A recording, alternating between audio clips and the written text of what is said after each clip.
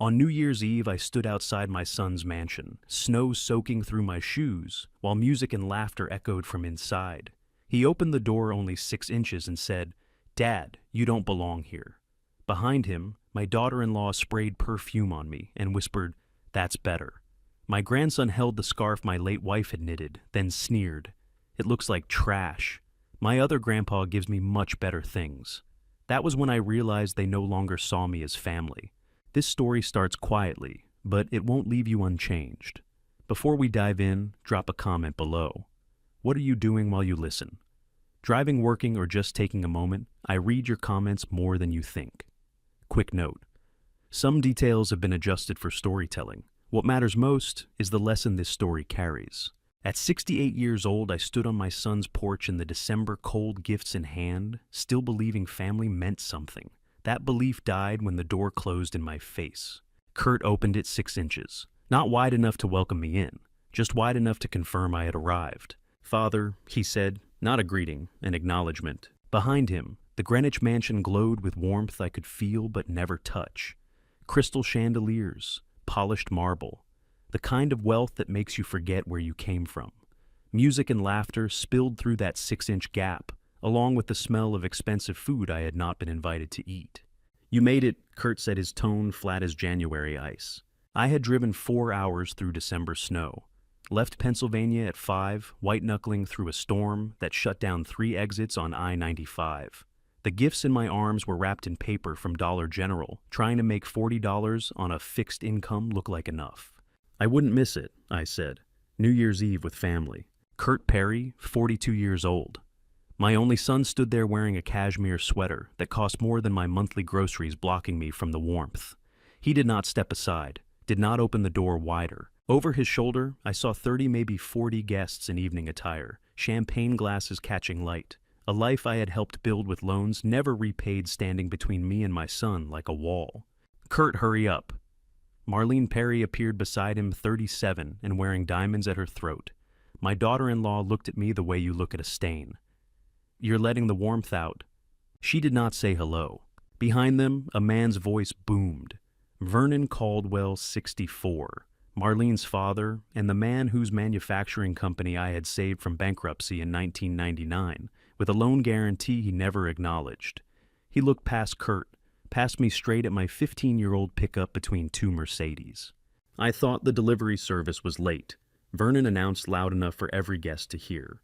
The room erupted in laughter. Kurt's face did not change, did not defend me, did not tell his father-in-law that the delivery service was his father, a retired civil engineer who had spent 35 years building Pennsylvania's infrastructure. Marlene smiled, not at me, at the joke.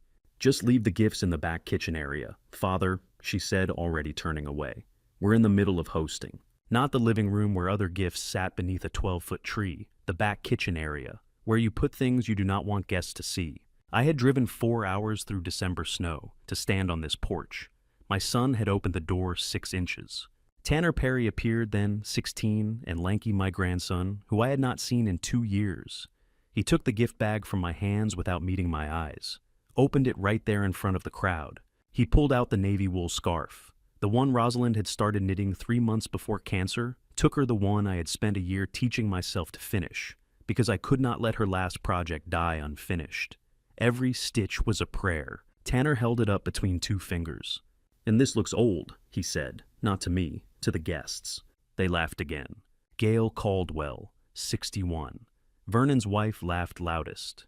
Her champagne glass caught the chandelier light as she covered her mouth in mock horror. Marlene was arranging people for a photograph. The countdown to midnight. Everyone gathering in front of the fireplace, phones out, smiles ready. I stood at the door, still holding a small wrapped box with a pocket watch inside. My grandfather's watch. Carried through 2 wars, 3 generations. "Wait a minute," Marlene said, suddenly looking through her phone screen. "Don't let him get in the background." Kurt shifted, blocking me from the frame. My son. The boy I had raised alone after Rosalind died. The child I had worked double shifts to put through private school, through college, through business school. He stepped left, so the photograph of his perfect life would not include proof I existed. The camera clicked. Everyone cheered. I stood outside the frame of my own family. Kurt turned back to me, reached into his pocket. I thought for a moment he might have a gift, something small, an acknowledgement that I had driven through a snowstorm to see him. He slipped an envelope into my jacket pocket, patted my shoulder once without making eye contact. "Roads are dangerous tonight," he said quietly. "You should head home early." The door closed, not slammed, just closed, soft and final as a coffin lid. I heard Marlene's voice through the wood. "Smells better already." The sound of aerosol spray, perfume erasing whatever scent I had brought into their clean, expensive air. If you have ever stood somewhere you are no longer welcome, you know. The cold goes deeper than weather. I pulled the envelope from my pocket under the porch light, opened it with fingers going numb. Inside, 4 $10 bills and a discount card for a gas station chain. $40. I counted twice to make sure. 4 hours through December, snow, $40, gas money. That is what my presence was worth to the son I had raised. Through the window I could see them toasting. Kurt raising champagne surrounded by people who had just laughed at me. Tanner showing someone his phone, probably texting friends about the pathetic old man with the handmade scarf. Marlene, smiling, radiant, hosting the perfect party now that the embarrassment had been removed. I walked around the side of the house. The gift bag with the navy scarf sat beside the trash bins near the back door. Not inside the trash, not yet, but close enough. I picked it up. Rosalind's stitches against my palm, the yarn she had chosen, the pattern she had started to love, I had tried to finish. There was only one place left where I was still welcome. I stood on that porch with $40 in my hand, watching through the window as my son raised a champagne glass to toast the new year with people who had just laughed at me. The gift bag with the scarf Rosalind started knitting before she died sat in my other hand, rescued from beside the trash. The cemetery waited 3 miles away. Rosalind had been there alone long enough. The gift bag sat beside the trash bins where Tanner had left it. I bent to pick it up without looking back at the door. I had already heard everything I needed to hear. I straightened the bag in my hand, Rosalind's navy scarf inside. Through the window, I could see them laughing, Kurt's head thrown back at something Vernon said. Champagne glasses raised. A perfect New Year's Eve party now that the embarrassment had been removed. I straightened the bag in my hand, Rosalind's navy scarf inside. Through the window, I could see them laughing, Kurt's head thrown back at something Vernon said. Champagne glasses raised. A perfect New Year's Eve party, now that the embarrassment had been removed. I did not turn around. I had learned that some insults are designed to make you turn around to see if they landed to confirm you felt them. I kept walking to my truck, shoulders straight, despite the weight pressing on them. What I did not know was that Hazel Sinclair, 65, who lived in the house next door, had a small black security camera on her patio, a dome no bigger than a fist angled to catch anyone approaching her property. It caught the mansion's side entrance instead, caught Marlene's voice through the door, caught the perfume spray, caught my shoulders hunching despite my best effort, caught my slow walk to the old pickup truck parked between 2 Mercedes. I would not learn about that camera for 3 weeks, but it was recording. Inside the truck, I turned on the engine and let it warm, pulled the envelope from my pocket again, even though I had already counted. 2 $20 bills, a gas station discount card for a chain I had never used. No note, no explanation. Just $40 for a 4-hour drive through a December snowstorm. I did the math in my head the way I used to calculate load-bearing weight when I was still working. Harrisburg to Greenwich, 238 miles. My truck got 17 miles per gallon, on a good day maybe 15 in snow. That was 16 gallons. Gas was $2.95 a gallon last I checked. $47 in fuel. Kurt had given me $40. $7 short of what it cost to visit him. I looked at the gift bag on the passenger seat. The navy scarf Rosalind had started 3 months before the cancer took her voice, then her strength, then everything else. I had found it in her knitting basket after the funeral half finished. Spent a year teaching myself from YouTube videos how to finish what her hands could not. Every drop stitch was a prayer. Every completed row was a promise that I would not let her last creation die unfinished. Tanner had held it between 2 fingers like garbage. $40, 4 hours, 42 years of marriage. Everything in my life could be measured now, and none of it added up to enough. I put the truck in gear and drove toward the only place that still wanted me. Greenwich Cemetery sat 3 miles from Kurt's mansion, tucked behind a stone wall and iron gates that stayed unlocked year-round. I had called in November, asking about their midnight policy. The groundskeeper said they never locked the gates on New Year's Eve. Too many people wanted to start the year with the dead. I had planned to visit Rosalind at midnight anyway, back when I thought I would arrive nostalgic instead of devastated, back when I thought my son's invitation meant I was welcome. The snow was falling harder now, fat flakes that stuck to the windshield faster than the wipers could clear them. The streets of Greenwich glowed with holiday lights strung from lampposts and wrapped around tree trunks. Behind tall windows I could see families gathered, tables set, lives continuing in warm rooms where people who loved each other said each other's names without flinching. The cemetery gates appeared through the snow like an answer to a question I had not known how to ask. Yellow park lights flickered at the entrance, casting long shadows across headstones that marched in neat rows toward the darkness. I pulled into the small lot and checked the dashboard clock. 11:47, 13 minutes until midnight. 13 minutes until the new year arrived, and I would spend it with the only person who never made me feel small. Grief is a country with no roads back. You can only drive forward into it deeper until you find a place to stop and breathe. I grabbed the gift bag and stepped out into the snow. It crunched under my boots, fresh and untouched. In the distance, someone set off early fireworks, pops of color against the black sky. A celebration happening somewhere I was not invited. Rosalind's grave sat under the old oak tree at the cemetery's east corner, the same tree where we had our first picnic in 1981, back when this was just empty land, and we were just two people who did not know yet how short 42 years would feel. The township bought the land for a cemetery in 1985. When Rosalind died last year, I made sure she was buried here, under the branches that had shaded our first kiss. The headstone was simple, gray granite, her name, her dates. The inscription we had chosen together when she could still speak, she worked nights so others could dream. Kurt had not helped me choose it, said he was too busy with a business deal, sent flowers to the funeral but left before the burial. I had stood alone at this spot while they lowered her into the ground, and I had promised her something I was only now beginning to understand. I walked toward the grave through snow that was falling harder now, each flake catching the yellow lamplight like tiny pieces of a world coming apart. The fireworks continued in the distance, someone's early countdown somewhere in Greenwich, where people still had reasons to celebrate. I knelt in the snow at my wife's headstone, the gift bag in my hands, and realized I was not alone. A woman stood 3 graves over, holding a thermos, watching me, with the kind of recognition that comes from shared sorrow. The woman 3 graves over was pretending not to watch me, the way you pretend not to notice someone crying on a bus. She held a thermos against her chest, steam rising into the cold air, and I could feel her careful attention like heat from a distant fire. I turned back to Rosalind's headstone, brushed snow from the engraved letters of her name with fingers already going numb. The fireworks had stopped. Midnight had passed. Somewhere in Greenwich, Kurt was kissing Marlene, toasting the new year with people who thought I was delivery service. I pulled out my phone. The screen lit up too bright in the darkness, showing the time, 12:03 a.m. January 1st. A new year I did not want to enter alone. I opened my voicemail archive, scrolled past messages from the dentist from the township about trash pickup from the pharmacy, found the one I had saved for 3 years. Pressed play. Rosalind's voice filled the cemetery. "Remember to buy the bread," she said, her tone light teasing, "the kind without seeds, and cut the crusts off Kurt's sandwich, you know he hates crusts." I could hear the hospital sounds behind her voice, the beep of monitors, the squeak of nurses' shoes on linoleum. This was 3 years before she died, when we still thought the treatments might work.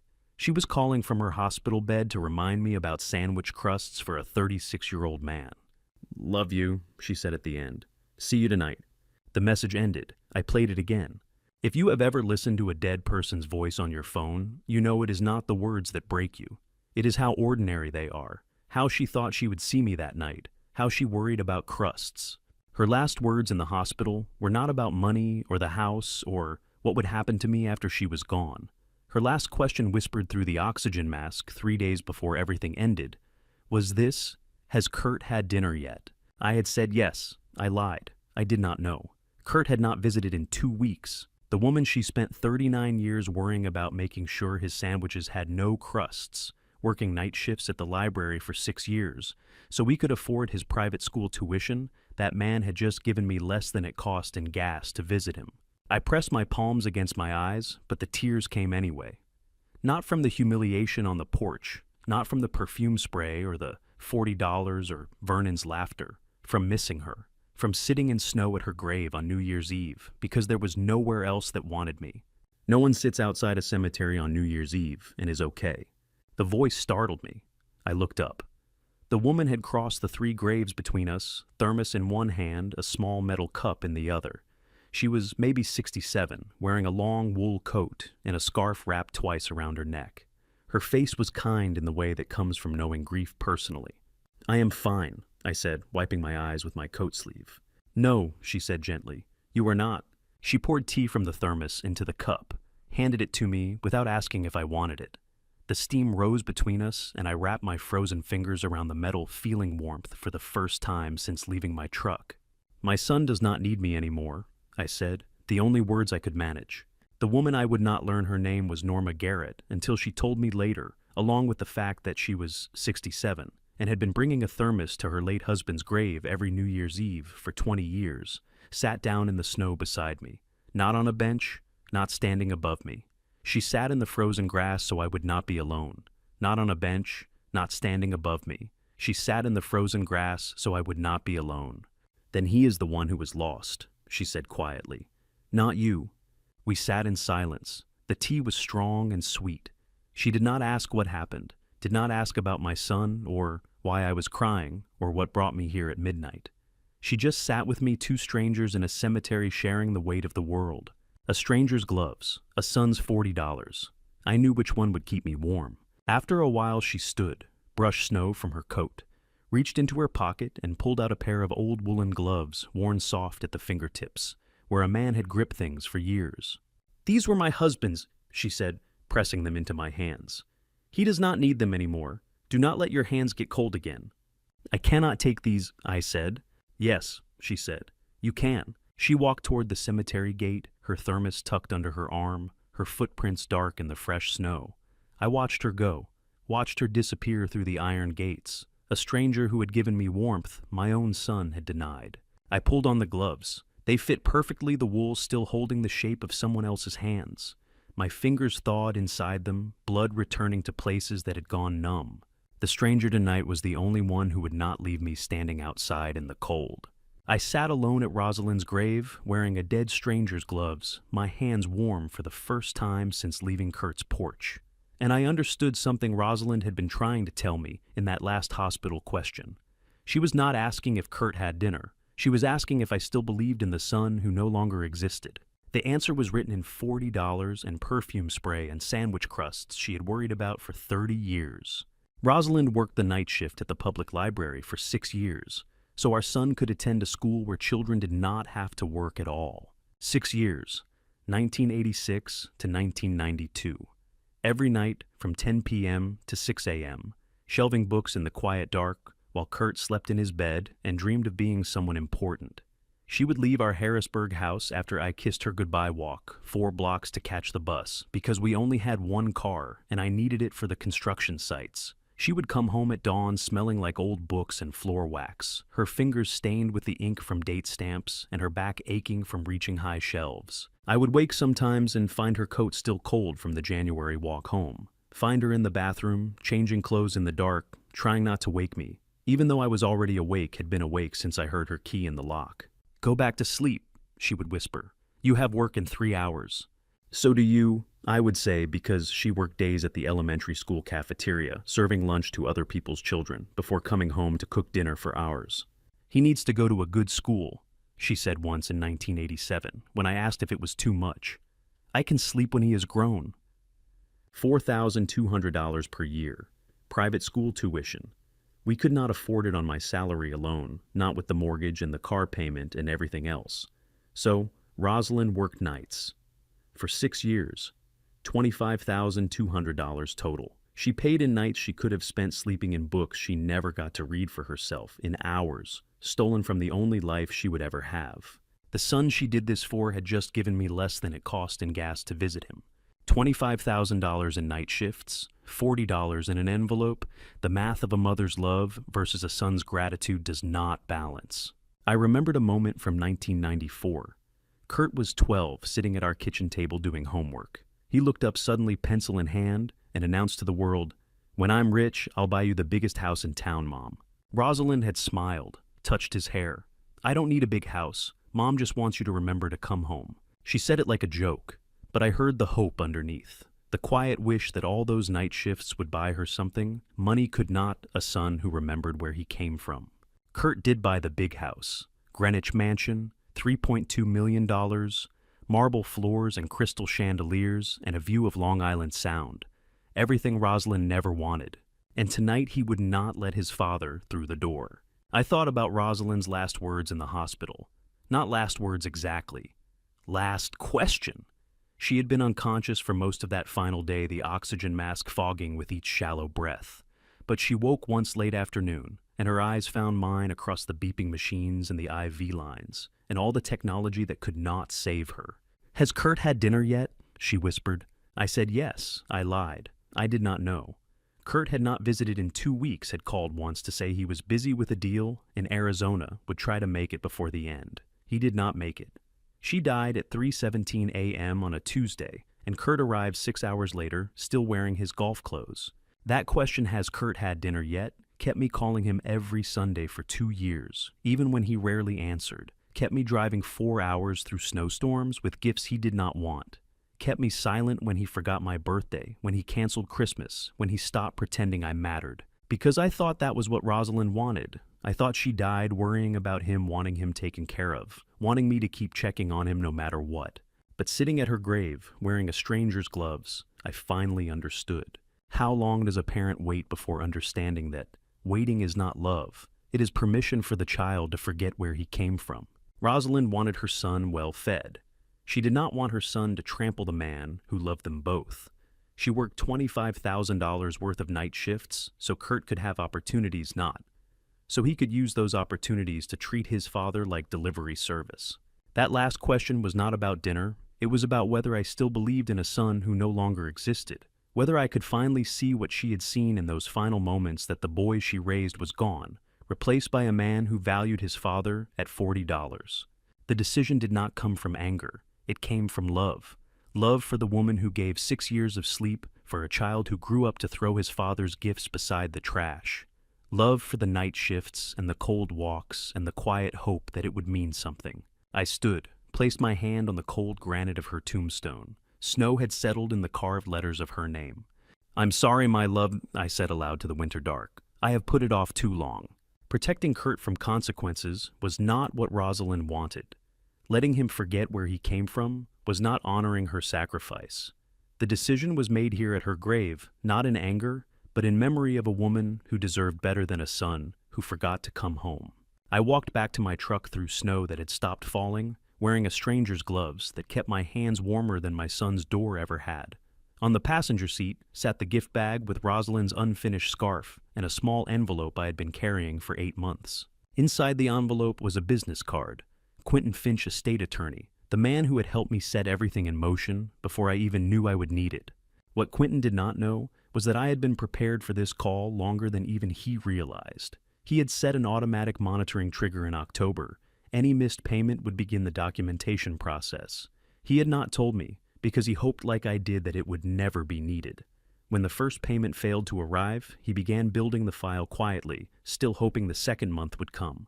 It did not. Nor did the third. By December, he had stopped hoping and started waiting for my call.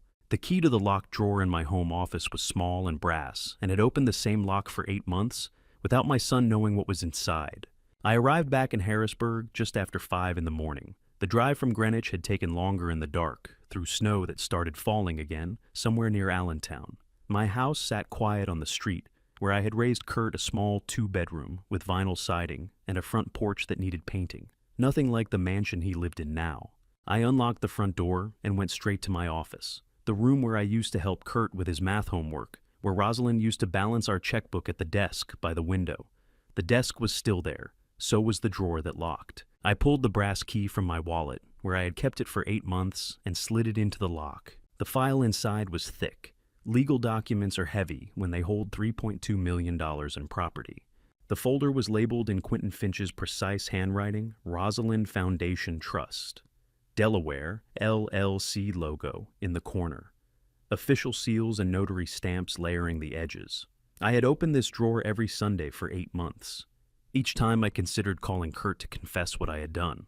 Each time I locked it again instead. Quentin said this was the cleanest trust structure he had built in 20 years. 3 layers, untraceable. Even if someone looked, they would find nothing but shell companies and forwarding addresses. I opened the file to the ownership page. Owner Rosalind Foundation Trust. Trustee Arthur Perry, beneficiary. To be determined upon termination of trust. Property address 47. Waterside Lane, Greenwich, Connecticut. Market value $3,200,000. My son lives in my house. My son does not know. This has been true for 8 months. It started in May of last year. Kurt called me on a Tuesday afternoon, and I knew something was wrong because he never called on Tuesdays. He was crying. Not the crying of a child, but the desperate crying of a man who has run out of options. The mansion, he said, his voice breaking. It's in foreclosure. Marlene doesn't know yet. I'm 90 days from losing everything. He had overextended, taken a second mortgage to invest in a commercial development in Arizona that fell through. The monthly payments were $19,000, and he had missed 3 in a row. The bank had sent the final notice. I need help, he said. I don't know who else to call. I could have said no. Could have let him lose the house, let him learn what it means to fall. But I thought about Rosalind working night shifts, so he could have opportunities. Thought about her last question in the hospital, still worrying about him, when she should have been worrying about herself. So I helped him, but I did not give him money. I gave him a mystery. Quentin structured it perfectly. Used my retirement savings and the life insurance payout from Rosalind to create a trust. Rosalind's life insurance payout was $900,000. I liquidated my retirement accounts for another $600,000, $1.5 million in combined assets. Quentin used that as down payment to purchase Kurt's defaulted mortgage from the bank. At a 62-cent discount, banks sell defaulted loans cheaply to recover fast. The trust paid $1.1 million for a debt originally worth $1.8 million. We then held the note on the full property value of $3.2 million. It was not magic. It was the same math I used for 35 years calculating load-bearing structures. You find the weak point, apply force correctly, and the numbers hold. The trust bought Kurt's defaulted mortgage from the bank at a discount, restructured the terms, and became his anonymous landlord. Kurt thinks a secret investment fund saved him. Some benefactor who believed in his potential. He spent 6 months trying to find out who it was, even hired a private investigator last month. The trail died at a Delaware mail drop. He has been living in my house ever since, drinking coffee in a kitchen I own, sleeping in bedrooms that belong to a trust named after his mother. And he does not know. Have you ever owned something someone else believes is theirs? The power sits quiet, waiting patient as snow. I turned to another page in the file. Found the document from 1999 that Quentin had insisted I include, proof that this was not the first time I had saved someone who would forget to be grateful. The memory came back sharp as winter air. Vernon Caldwell sat at my kitchen table crying.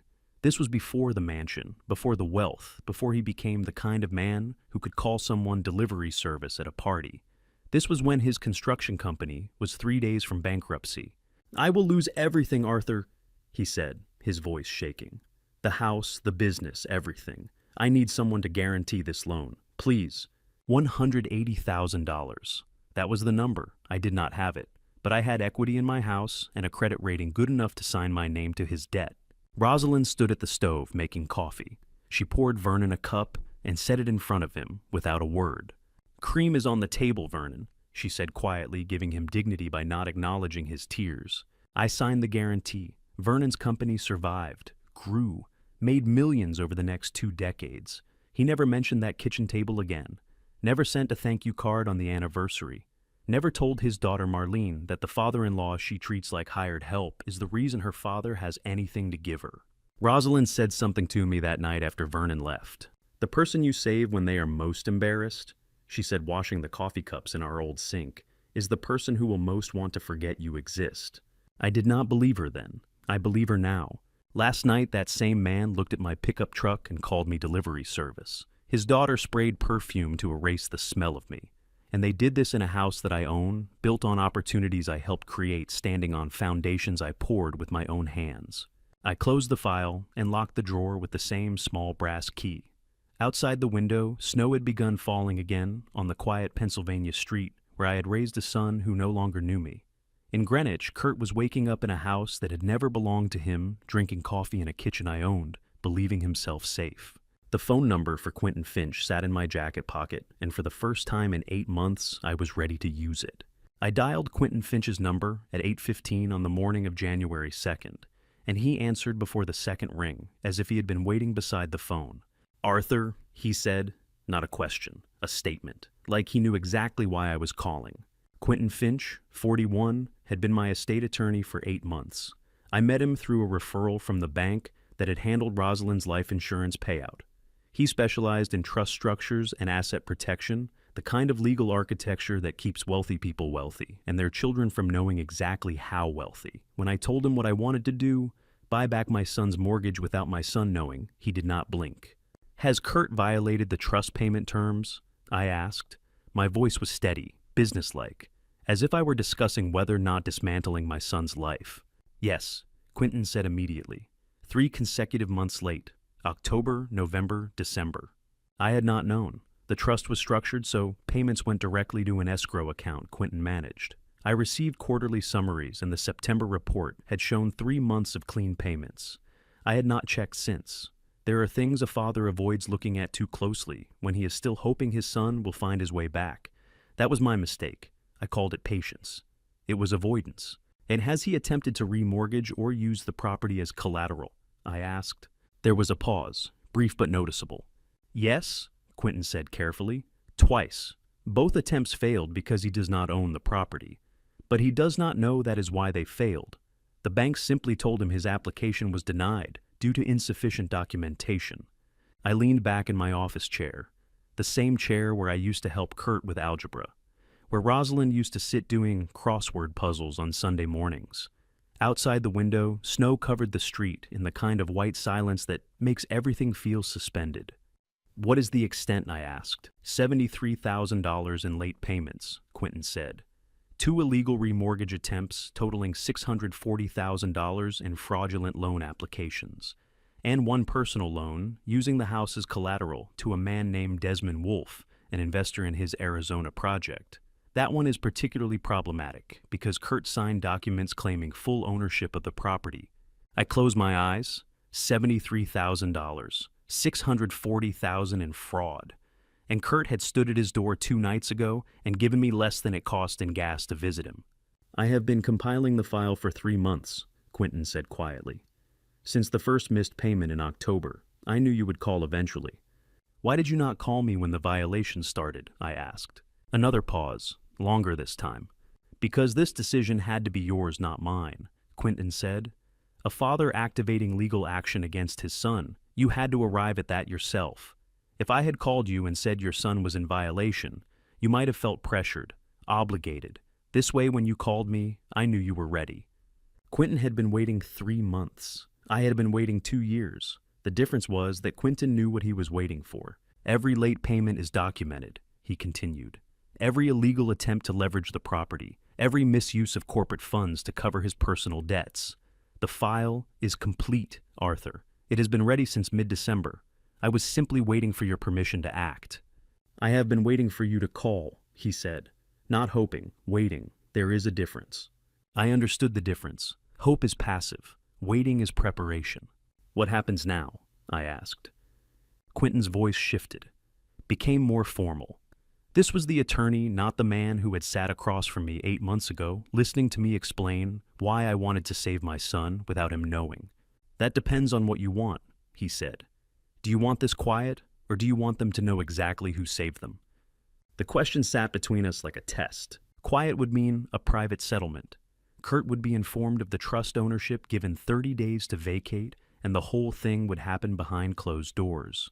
Marlene would never have to explain to her friends why they lost the house. Tanner and Wren would not have to change schools. Vernon would not have to watch his daughter's marriage crumble in public. Public would mean filing the violation notices, making the ownership transfer a matter of public record, announcing to Kurt's investors, his in-laws, his social circle, that the mansion he claimed as proof of success belonged to the father he treated like delivery service. What is the opposite of a quiet ending? A stage, an audience, a moment when everyone finally sees what was hidden. I want them to know, I said. The words came out calm, certain, but only when the time is right, and I will choose the timing. Then we wait for the right moment, Quentin said, and when it comes, we make sure everyone is watching. I could hear him writing something down, a note, a date, a reminder to himself about what we were planning. How long do you want to wait? He asked. Not long, I said, but strategically. I want to see the full violation file first, understand exactly what we have. When would you like to see it in person? I looked at the calendar on my desk. January 2nd. Kurt would be back at work today, believing himself safe, believing his anonymous savior had asked for nothing in return, believing the banks had denied his remortgage attempts for normal bureaucratic reasons, not because he was trying to steal from a house he did not own. Tomorrow, I said. I will drive to Greenwich tomorrow. I will have everything ready, Quentin said. Before he hung up, he said one more thing. Arthur, he said quietly, I am sorry it came to this. And so am I said. But here we are. I hung up the phone and sat in the silence of my small office. In Greenwich, Kurt was waking up in a house that had never belonged to him, drinking coffee in a kitchen I owned, believing himself clever enough to hide his failures. Tomorrow I would drive to Greenwich to see exactly how deep my son had dug his own grave. The violation file was 3 inches thick and organized with the kind of precision that comes from someone who knows they are building a case that cannot fail. Quentin's office sat on the 3rd floor of a glass building overlooking Greenwich's Winter Park. Floor-to-ceiling windows. A long conference table made of dark wood. 3 document stacks waiting for me, each with a printed label, the kind of office that costs money to rent and more money to furnish. I had driven from Harrisburg that morning, left at 6 to avoid traffic, the same route I had taken 3 nights ago with gifts my son threw away. But this time, I was not bringing presents. I was coming to see evidence. Quentin stood when I entered, shook my hand, gestured to the chair across from the document stacks. Coffee? He asked. No, I said. Show me what you have. He sat, pulled the first stack toward him. Eddie stack 1, he said, 3 consecutive months late. October 15th, November 15th, December 15th. $24,600 unpaid. He slid a payment ledger across the table. 3 red X marks. 3 dates circled. The trust terms were printed at the top. Payment due by 15th of each month. Default activated after 2 consecutive failures. The trust terms require payment by the 15th. I asked, even though I knew the answer. I had signed those terms 8 months ago. Yes, Quentin said, and the default clause activates after 2 consecutive failures. We are past that threshold by 1 month. $8,200 per month. That was what Kurt owed to live in a house he thought belonged to him. Less than the property taxes on a mansion that size. Less than what Marlene probably spent on clothes. And he could not pay it for 3 months straight. Where did the money go? I asked. Quentin flipped to another page. Highlighted sections showed wire transfers, business investments, Arizona land deals, a company called Desert Vista Holdings that existed only on paper. He has been using the rental savings to fund other ventures, Quentin said, ventures that are not profitable. I looked at the numbers, looked at my son's financial decisions laid out in spreadsheets that proved he had learned nothing about money, about consequences, about the difference between appearing wealthy and being solvent. Stack 2, Quentin said, moving to the second pile. 2 remortgage applications, both denied. Same reason each time applicant not listed as legal owner of property. He slid 2 bank rejection letters across the table. One from Bank of Connecticut dated November 14th. One from First Greenwich National dated December 19th. Both letters were 2 pages. Standard language, professional courtesy. We regret to inform you that your application has been denied due to incomplete documentation and verification issues. He does not know that is why they were rejected, I asked. No, Quentin said. The bank cited other reasons in their rejection letters. He has no idea the real problem is he is trying to mortgage property he does not own. My son had tried to mortgage my house, twice, and failed both times without knowing why. The irony sat heavy in that glass office. Kurt believing his credit was too low, his business records too messy, his documentation too incomplete, never suspecting the truth that the father he kicked out on New Year's Eve owned every inch of marble he walked on. How much was he trying to borrow? I asked. First attempt, $420,000, Quentin said. Second attempt, $610,000. Both applications listed the mansion as primary collateral, both legally invalid. Over $1 million. That was what Kurt thought his house was worth to banks. That was how much he believed he could leverage against property that was never his. Stack 3, Quentin said, and his voice got quieter, more careful. November 20th, private loan from Desmond Wolfe, $340,000. Collateral listed 47 Waterside Lane, Greenwich. The mansion, also invalid. This stack was thinner, but heavier. A private loan agreement, signed by both parties, notarized. Legal language that meant nothing because Kurt had pledged something he could not pledge. Who is Desmond Wolfe? I asked. An investor in Kurt's Arizona project, Quentin said. When the project failed, Wolfe demanded his money back. Kurt could not pay, so he offered the house as collateral. Told Wolfe it was worth over $3 million, that he would refinance within 60 days and pay him back. That was November. It is now January. Wolfe is demanding payment by the end of this month.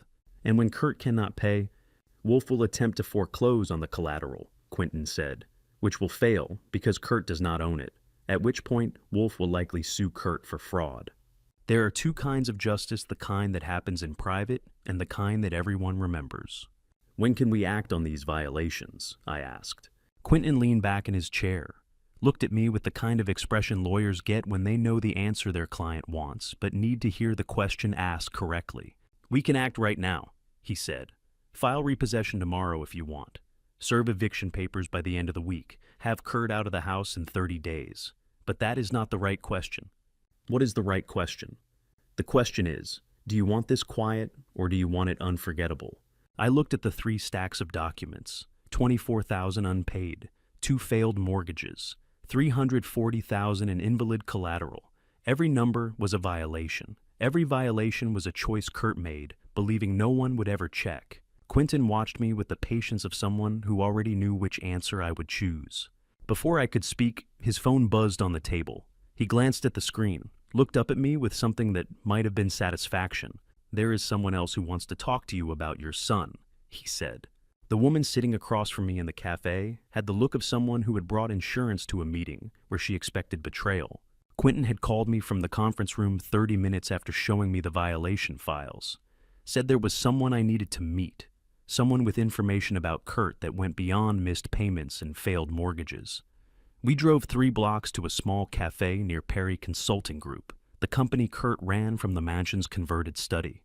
Celeste Hampton, 34, sat at a corner table with a manila envelope and a coffee she had not touched. She was younger than I expected, dressed in business casual with the careful posture of someone who had learned to document everything because trust was expensive. Quentin made introductions without explaining who I was, just said my name. Arthur Perry, watched her face for recognition. She showed none. Thank you for meeting, she said, her voice professional and guarded. I want to be clear from the start. I am not here because I want to help anyone. I am here because Kurt Perry tried to destroy my career to cover his own mistakes. She opened the envelope, pulled out a single USB drive, and set it on the table between us like evidence at a trial. What happened 3 months ago? Quentin asked. Celeste's jaw tightened. October, she said. Kurt discovered a financial discrepancy in the company accounts. $87,000 in unexplained credit card payments. He called a meeting with 3 of his largest investors, told them I had misreported the accounts, that I had failed to properly categorize expenses, that the error was mine. She looked at me, then making sure I was listening. It was not my error, she said. It was his misuse of corporate funds to pay his personal credit cards. But he stood in that conference room and blamed me in front of people whose money he needed. I almost lost my CPA license in the investigation that followed. So you started keeping copies of everything, Quentin said. Yes, Celeste said. Every transaction, every authorization, every email where Kurt told me to categorize personal expenses as business costs. This USB contains 18 months of documentation. She slid the drive toward Quentin. He picked it up, turned it over in his hand like it weighed more than plastic should weigh. 18 months, she said. $340,000, every transaction documented. I had not spoken yet. Just sat there listening to a stranger describe my son as someone who destroyed careers to save himself. Someone who lied to investors and blamed the accountant who knew too much. Personal credit cards paid from corporate accounts, Quentin asked. $87,000, Celeste confirmed.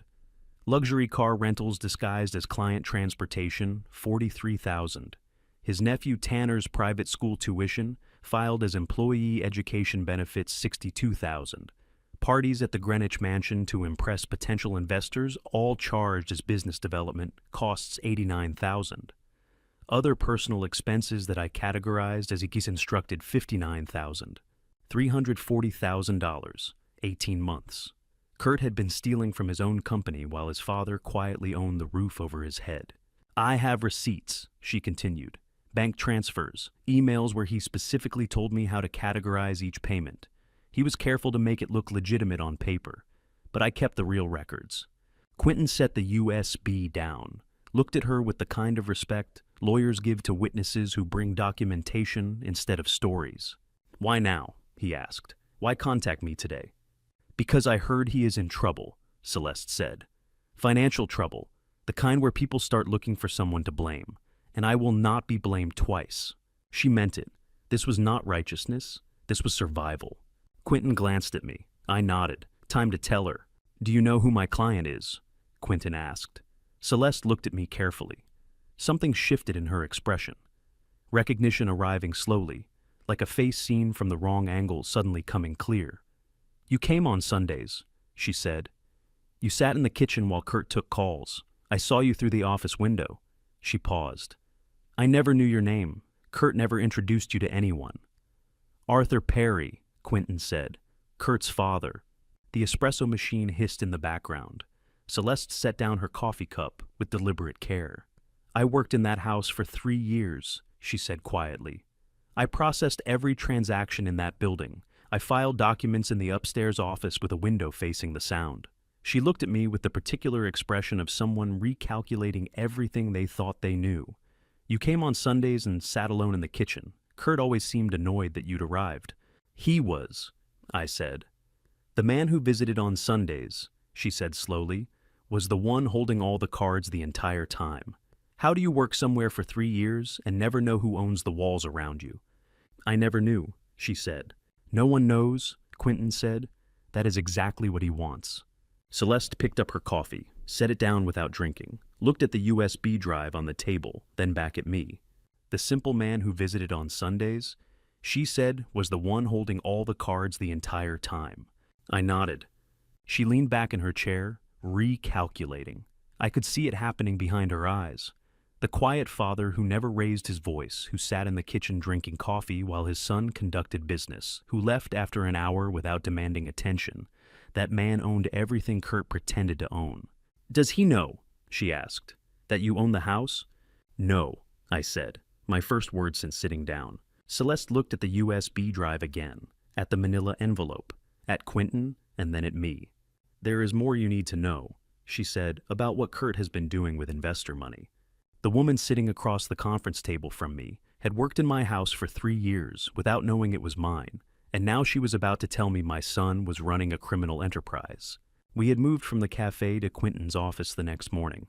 Celeste brought a laptop and a file box of printed records. She connected the computer to the large screen on the wall, and financial spreadsheets filled the display with numbers that looked legitimate until you understood what they meant. Perry Consulting Group. Celeste began, her voice steady and professional. Claims to be a real estate consulting firm, advising on property development in Connecticut and New York. She clicked to the next slide.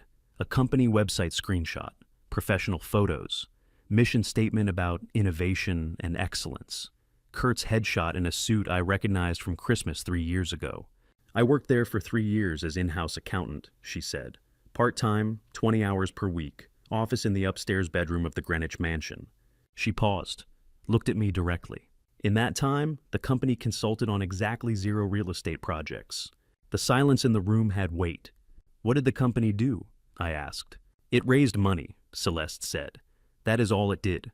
Raise money from investors for projects that never existed. She clicked through slides, each one a layer deeper into the structure Kurt had built. LLC registered in Delaware, March 2020. Greenwich office opened January 2021. No employees besides me and Kurt. No consultants, no contractors, no architects, no projects, no deliverables of any kind. Another click, a list of investor presentations, dates and locations, golf clubs, country clubs, private dinners at the mansion. Only activity investor presentations. Kurt promised 8 to 12% returns on pre-construction luxury developments, showed architectural renderings he purchased from stock photo websites, talked about market demand and construction timelines and exit strategies. Quentin leaned forward. How much has been raised that total? Celeste did not need to check her notes. $2.1 million over 30 months from 47 individual investors. Not $1 went to actual construction. $2.1 million, 47 investors, 0 construction projects.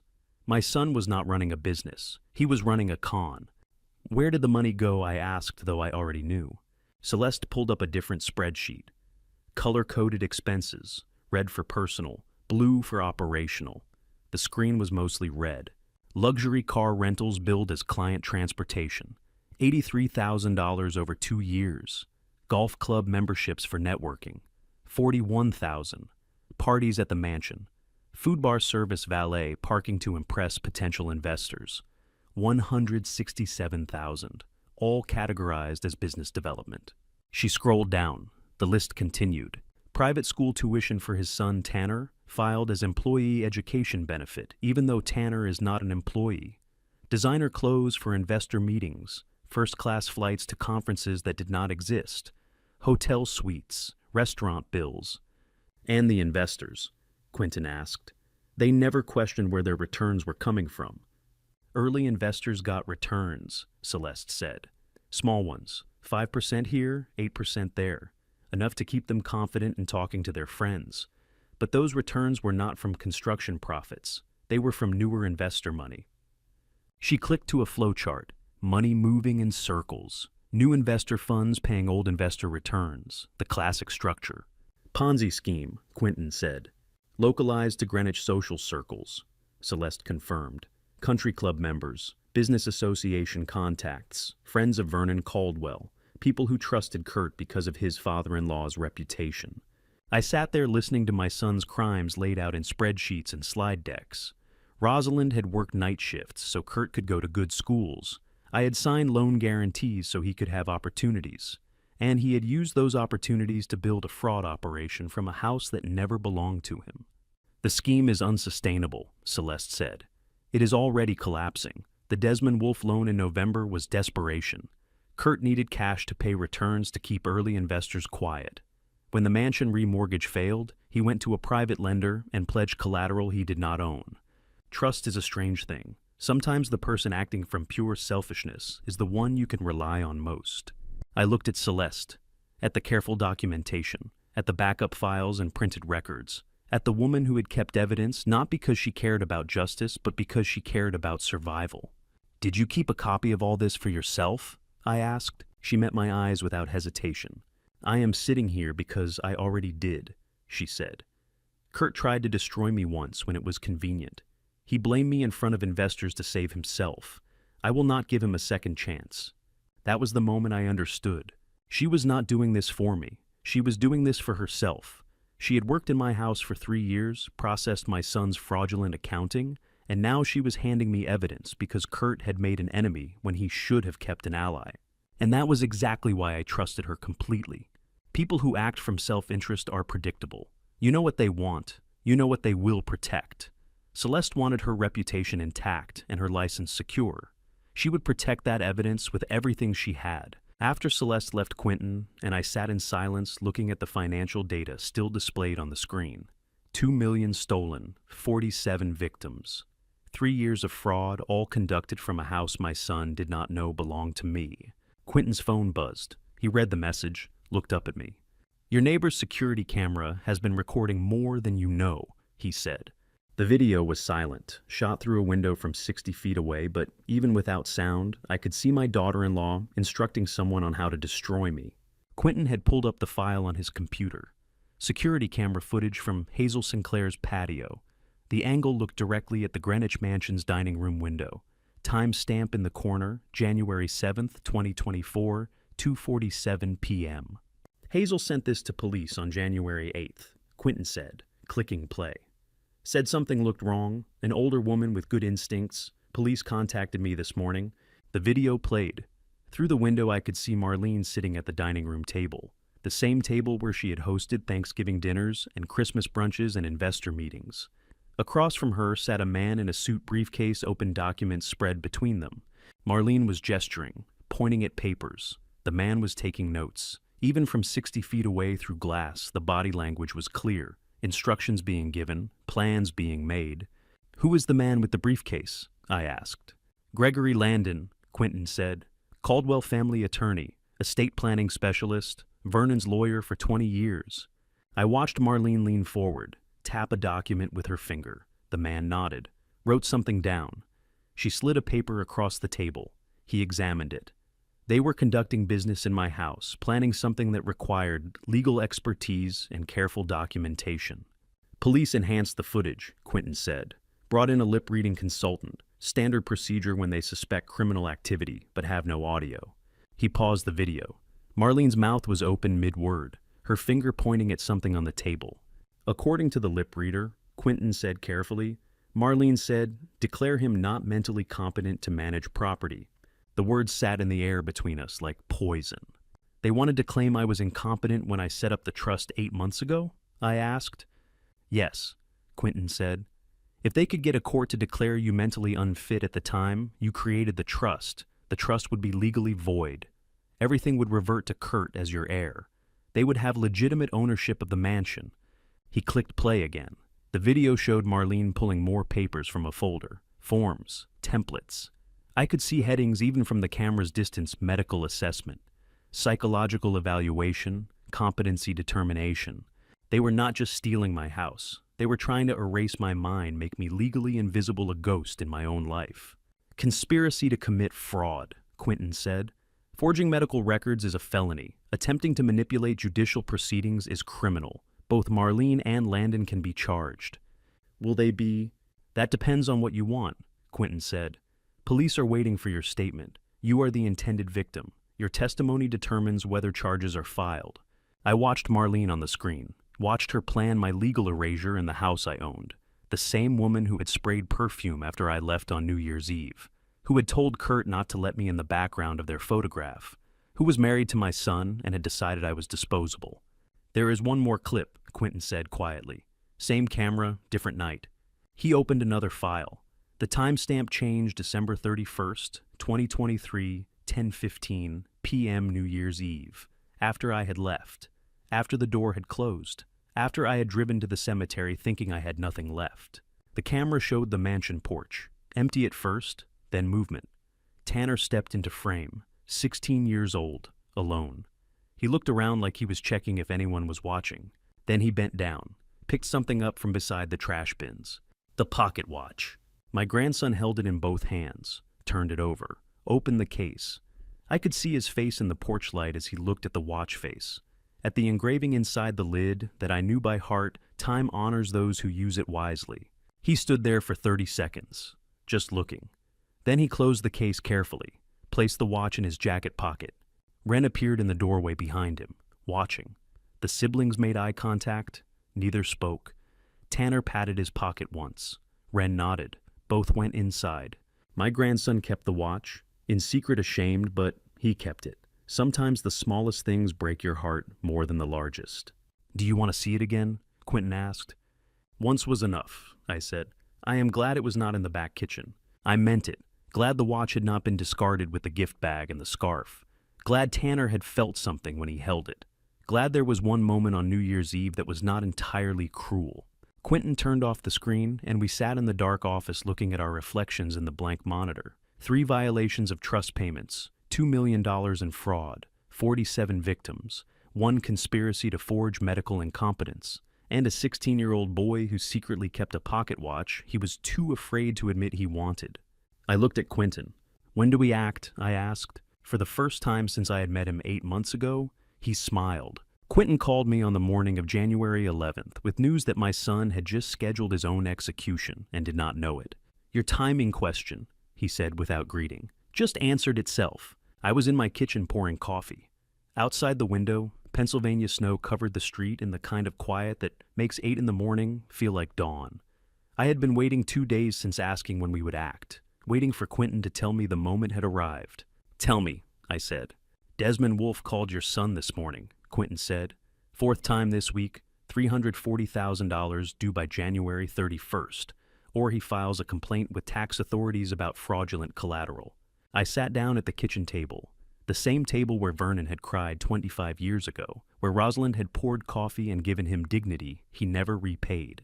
Does Kurt have the money? I asked. Perry Consulting Group account balance, as of this morning, is negative $8,000, Quentin said.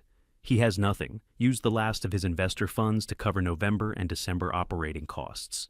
No legitimate revenue, no new investors since October, and Desmond knows it.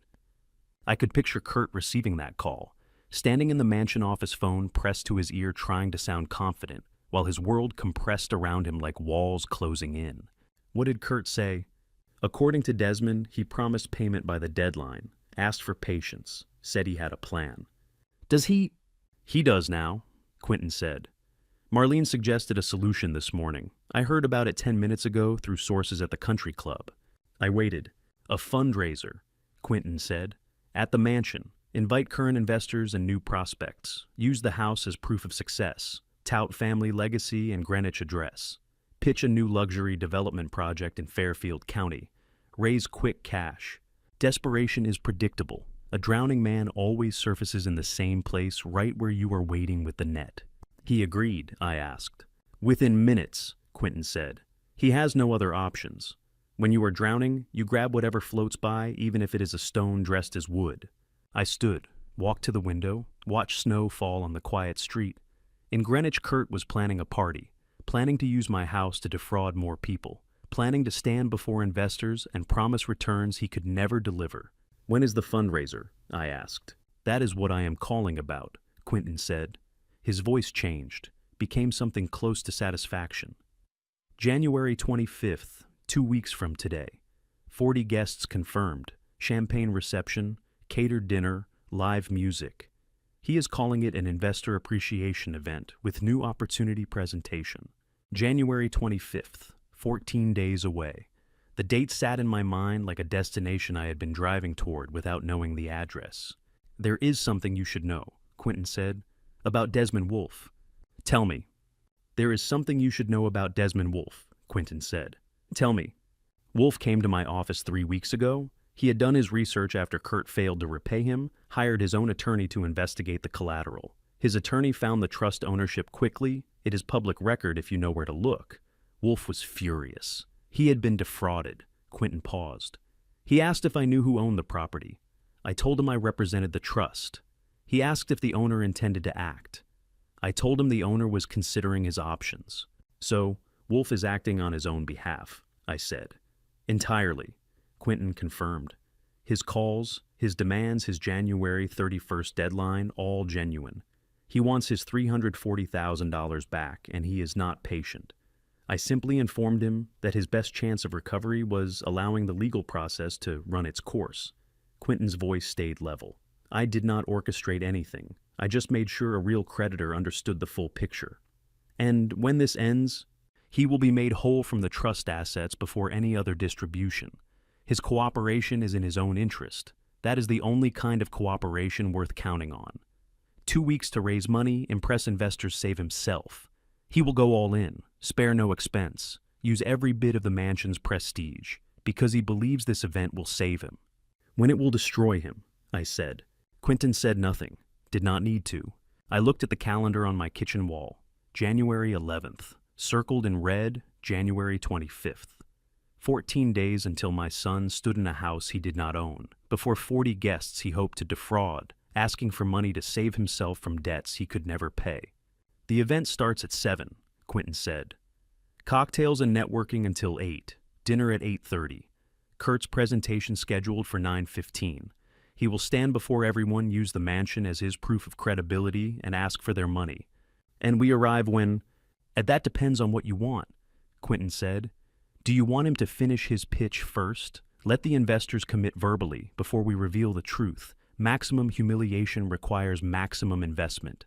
I thought about Rosalind working night shifts, thought about Vernon calling me delivery service, Thought about Kurt giving me less than it cost in gas to visit him. Thought about Marlene spraying perfume to erase my presence. Let him finish, I said. Let him ask for their money. Let them believe him. Then we tell them who owns the house they are standing in. Then we wait, Quentin said. 14 days.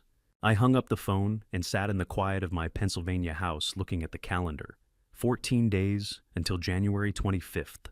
14 days until my son stood in a house he did not own and learned that the father he had discarded was the one holding every card. But first I had to make sure that when the house was taken from Kurt, his children would not be left with nothing.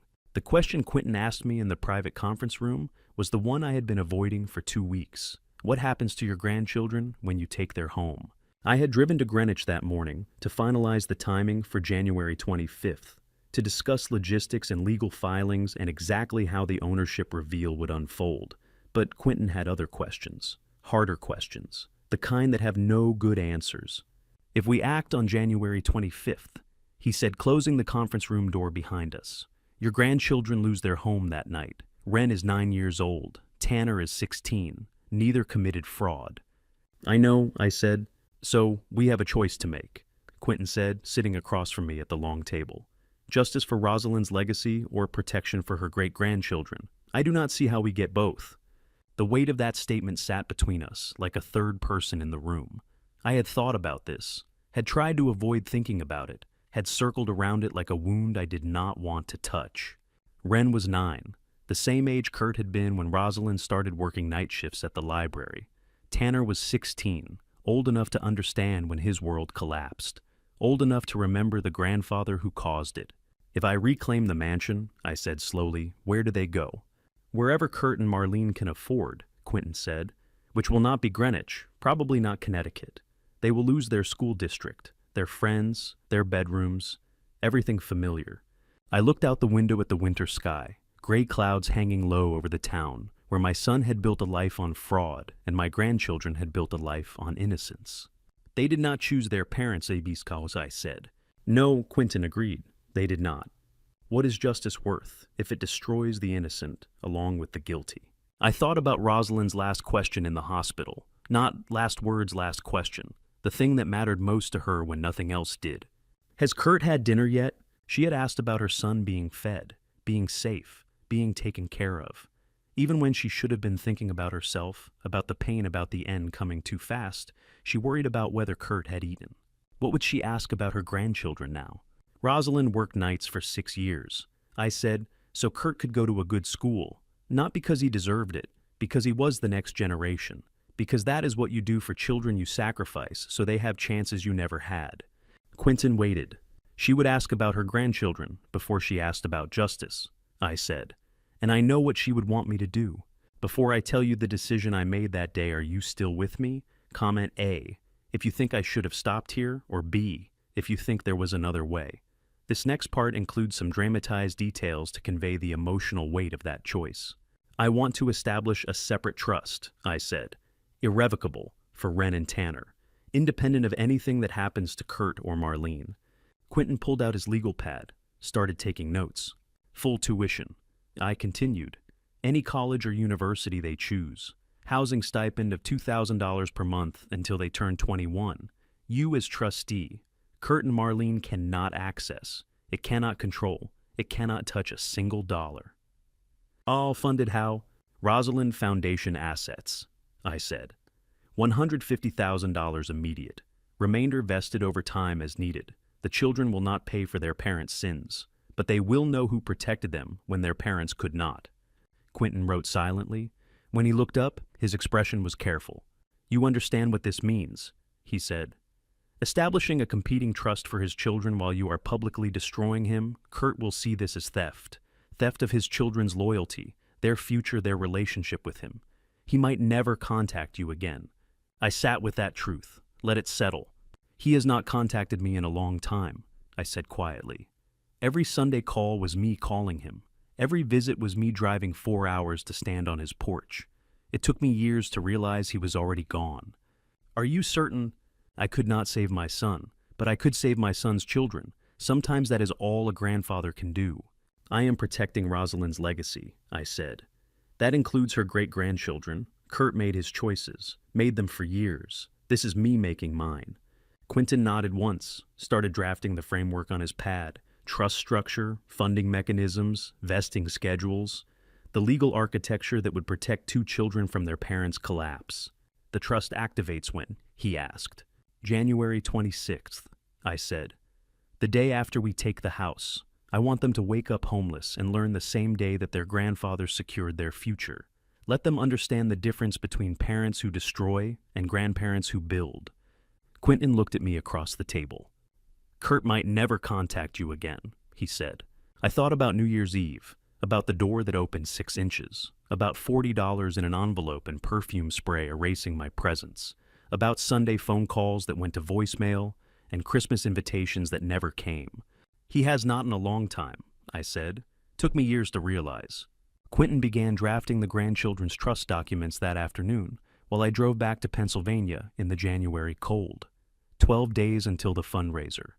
12 days until Kurt stood before 40 guests in a house secured by his father's invisible hand, asking for money to save himself from debts his father had already decided to call due. In Greenwich, Marlene was making decisions that would add one more violation to the file Quentin was building. Quentin called on the afternoon of January 16th to tell me my daughter-in-law was attempting to sell furniture from a house she did not own, and thought I might find that amusing. Your daughter-in-law is trying to sell your furniture, he said without preamble. I was sitting at my kitchen table with tax documents spread in front of me. January in Pennsylvania, the kind of gray afternoon that makes you turn on lights at 3 o'clock. Which furniture? I asked. All of it, Quentin said, or as much as she can move before the fundraiser. She has been busy. He explained. Between January 14th and 15th, Marlene had photographed items throughout the mansion. The antique dining table, landscape paintings in the hallway, porcelain vases, decorative mirrors, things that looked expensive and probably were back when someone who actually owned them had purchased them. She contacted 3 auction houses, Quentin said. Christie's and Greenwich Sotheby's and a local estate sale company. Offered the items for quick sale delivery by January 20th. Said she needed cash before an important event. The fundraiser, I said. She wants the house to look successful, Quentin confirmed. But she also wants money, probably to pay some of the vendors, make deposits create the impression of solvency. The desperate always try to look wealthy right before they collapse. I thought about Marlene walking through the mansion with her phone, photographing my property, pricing it in her head, making lists, calling auction houses, planning sales.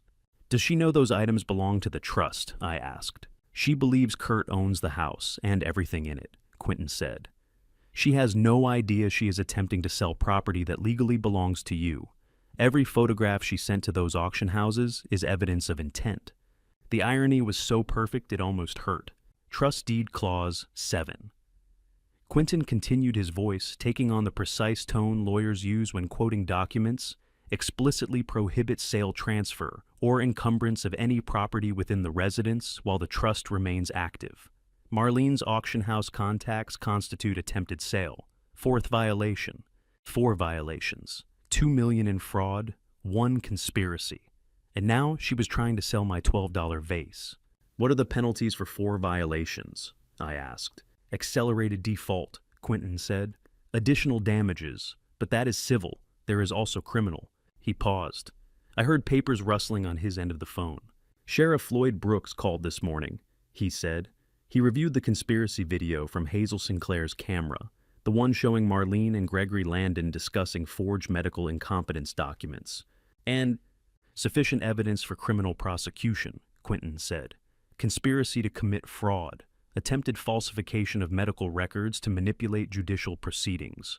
Both Marlene and Gregory Landon can be charged. I sat very still. Civil violations and criminal charges, trust defaults and felony prosecution, everything converging at once. When will they be arrested? I asked. That is what I want to talk to you about, Quentin said.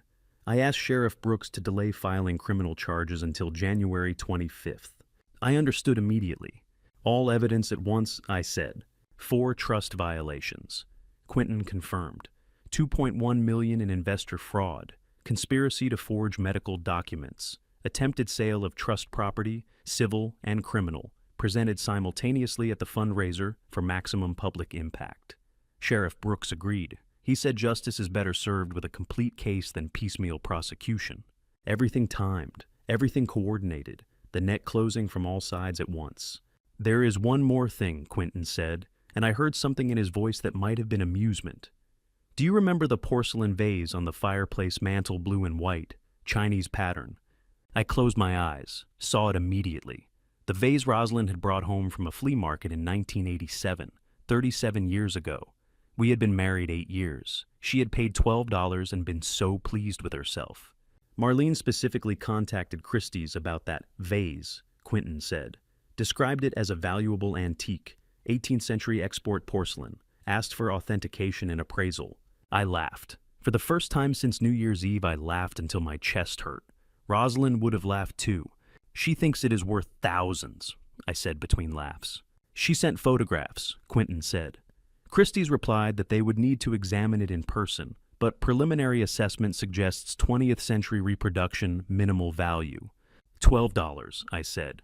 Rosalind bought it for $12 at a flea market. She liked the pattern, said it matched the kitchen curtains we had then. The laughter felt strange, not joyful exactly, just the absurdity of it. Marlene photographing a $12 vase, calling an auction house, describing it with terms she probably found on the internet, believing it was valuable because it sat on a fireplace mantel in a mansion, not knowing the mansion was not hers, not knowing the vase was not hers, not knowing anything was hers. 9 days, Quentin said after the laughter faded. 9 days until January 25th. Everything is ready, evidence compiled, charges prepared, timing coordinated. We are just waiting for Kurt to build his stage. And then we use it, I said. And then we use it, Quentin agreed. After I stopped laughing, Quentin said something that made the amusement fade.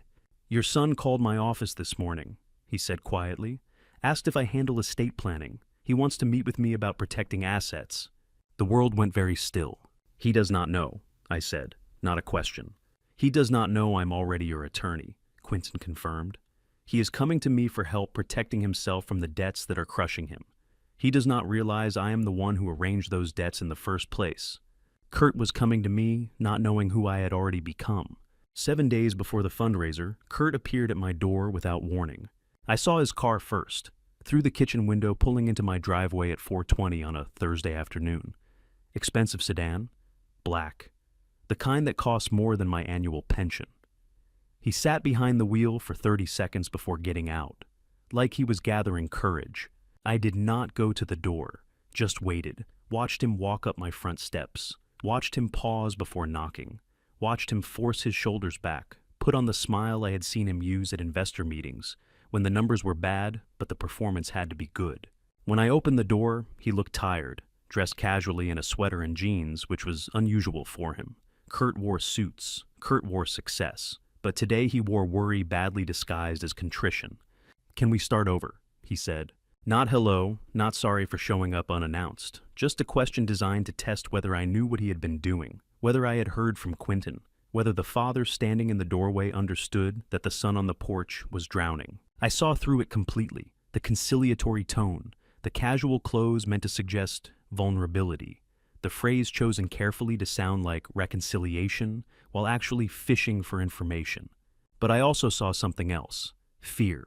Real fear underneath the performance. Kurt was terrified I had changed something, done something, moved some piece on a board he thought he controlled. Come in, I said. I'll make tea. Relief flickered across his face. Not happiness, just relief that the door was opening instead of closing. He followed me to the kitchen, the same kitchen where Vernon Caldwell had sat 25 years ago, crying over bankruptcy, where Rosalind had poured coffee and given dignity to a man who would later call me delivery service. The table had witnessed confessions before. It would witness one more goodbye. I filled the kettle, pulled down the china Rosalind had bought in 1982. The cups we used for special occasions that had become everyday cups after she died, because I could not bear to leave them unused.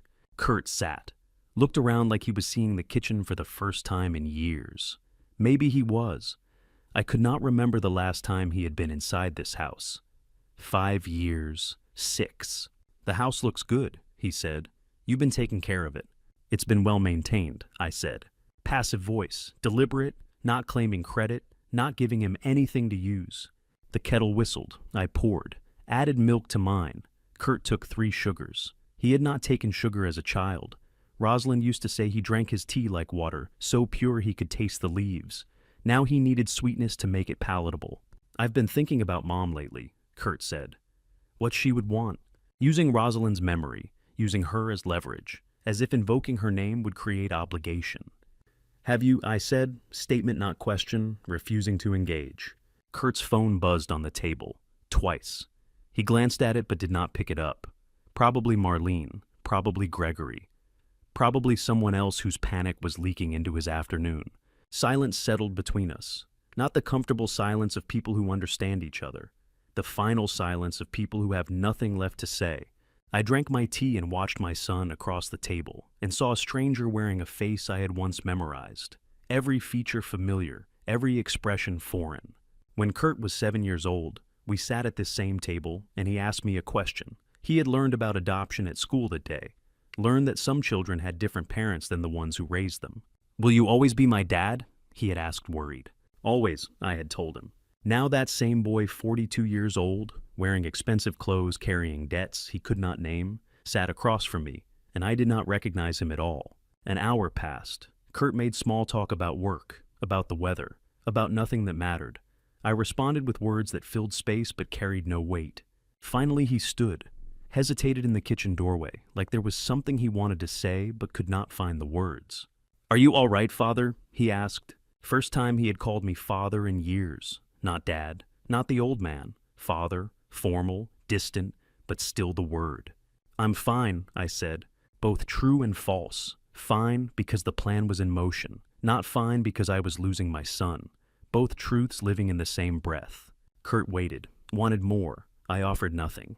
We walked to the front door, his hand on the doorknob. One last pause, one last chance for something neither of us could name.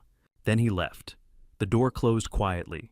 No slam, no drama, just the soft click of a lock finding its place. I watched through the window as he got in his car, watched the taillights disappear down the street into the January darkness. A relationship ends twice, first when it dies, second when someone finally admits it is dead. Today was the admission. 7 days from now would be the burial. I walked back to the kitchen. The teacups sat on the table, steam long gone. One cup with a faint mark from my chapped lips, the other barely touched. Then I saw it, an envelope on the table where Kurt had been sitting, my name written on the outside in his handwriting, inside a check for $500, a note for house repairs. Not an apology, not an explanation, a transaction. Kurt trying to buy absolution with money he did not have to spend on repairs I did not need. I tore the check in half, then in half again.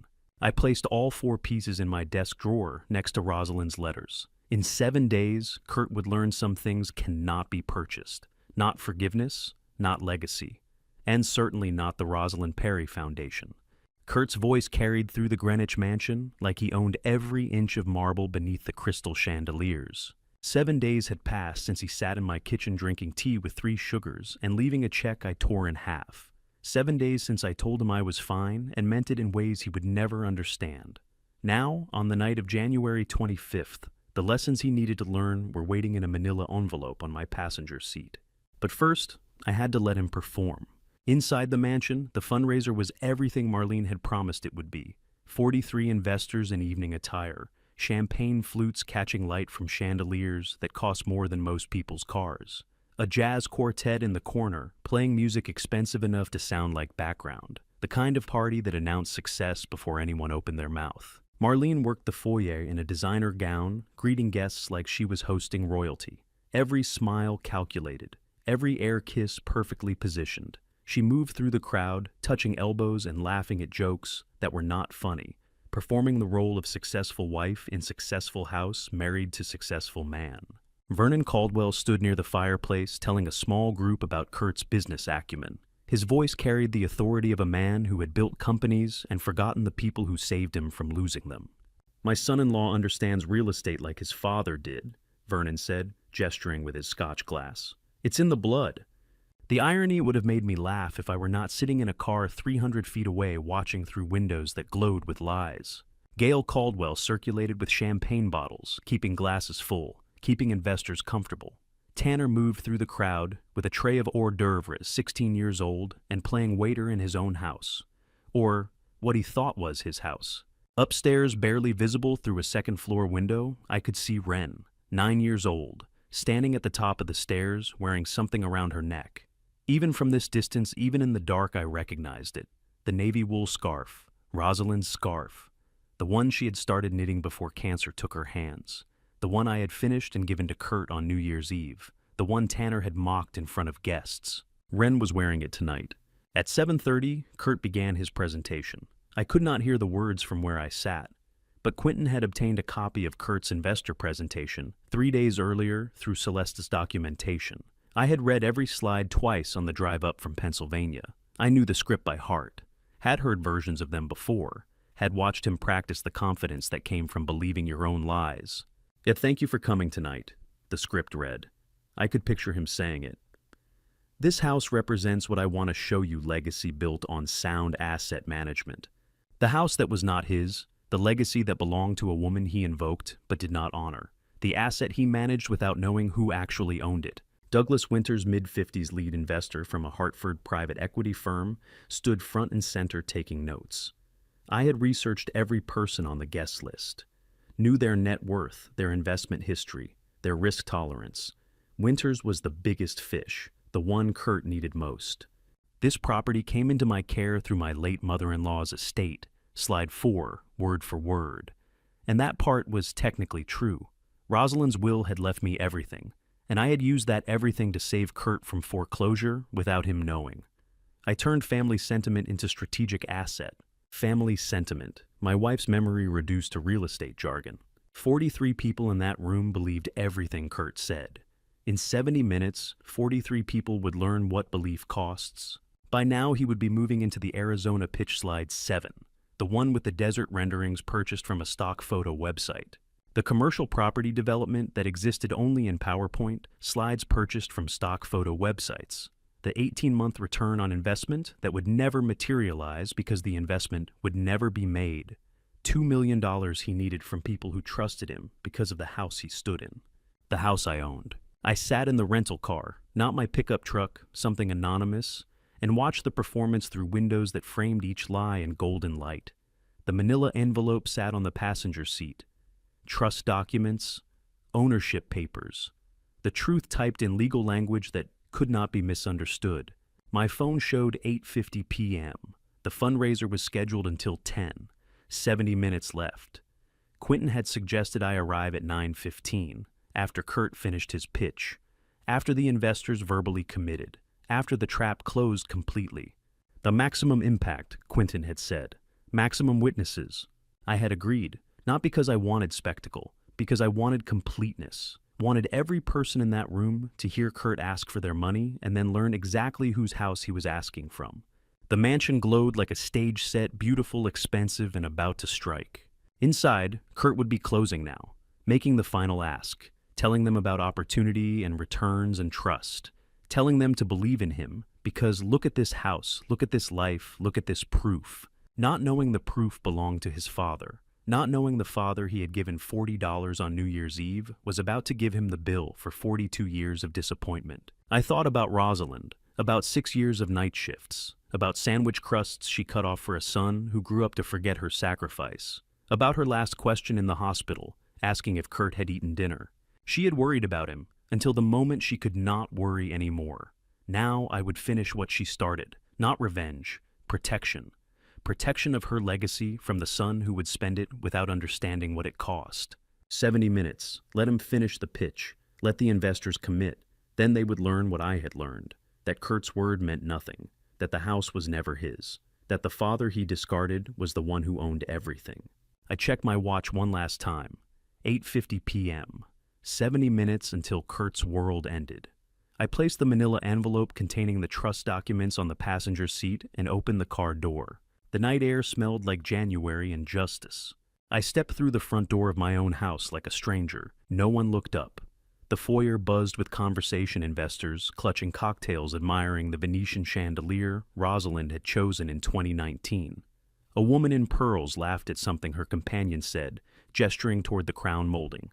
I recognized her voice from the presentation earlier. She had no idea the man who owned every inch of this house was standing 3 feet away. I kept my expression neutral, my movements unhurried. The trust documents were folded in my inner jacket pocket. My phone held photographs of every room, every piece of furniture Rosalind had selected. I had waited 7 months for this moment.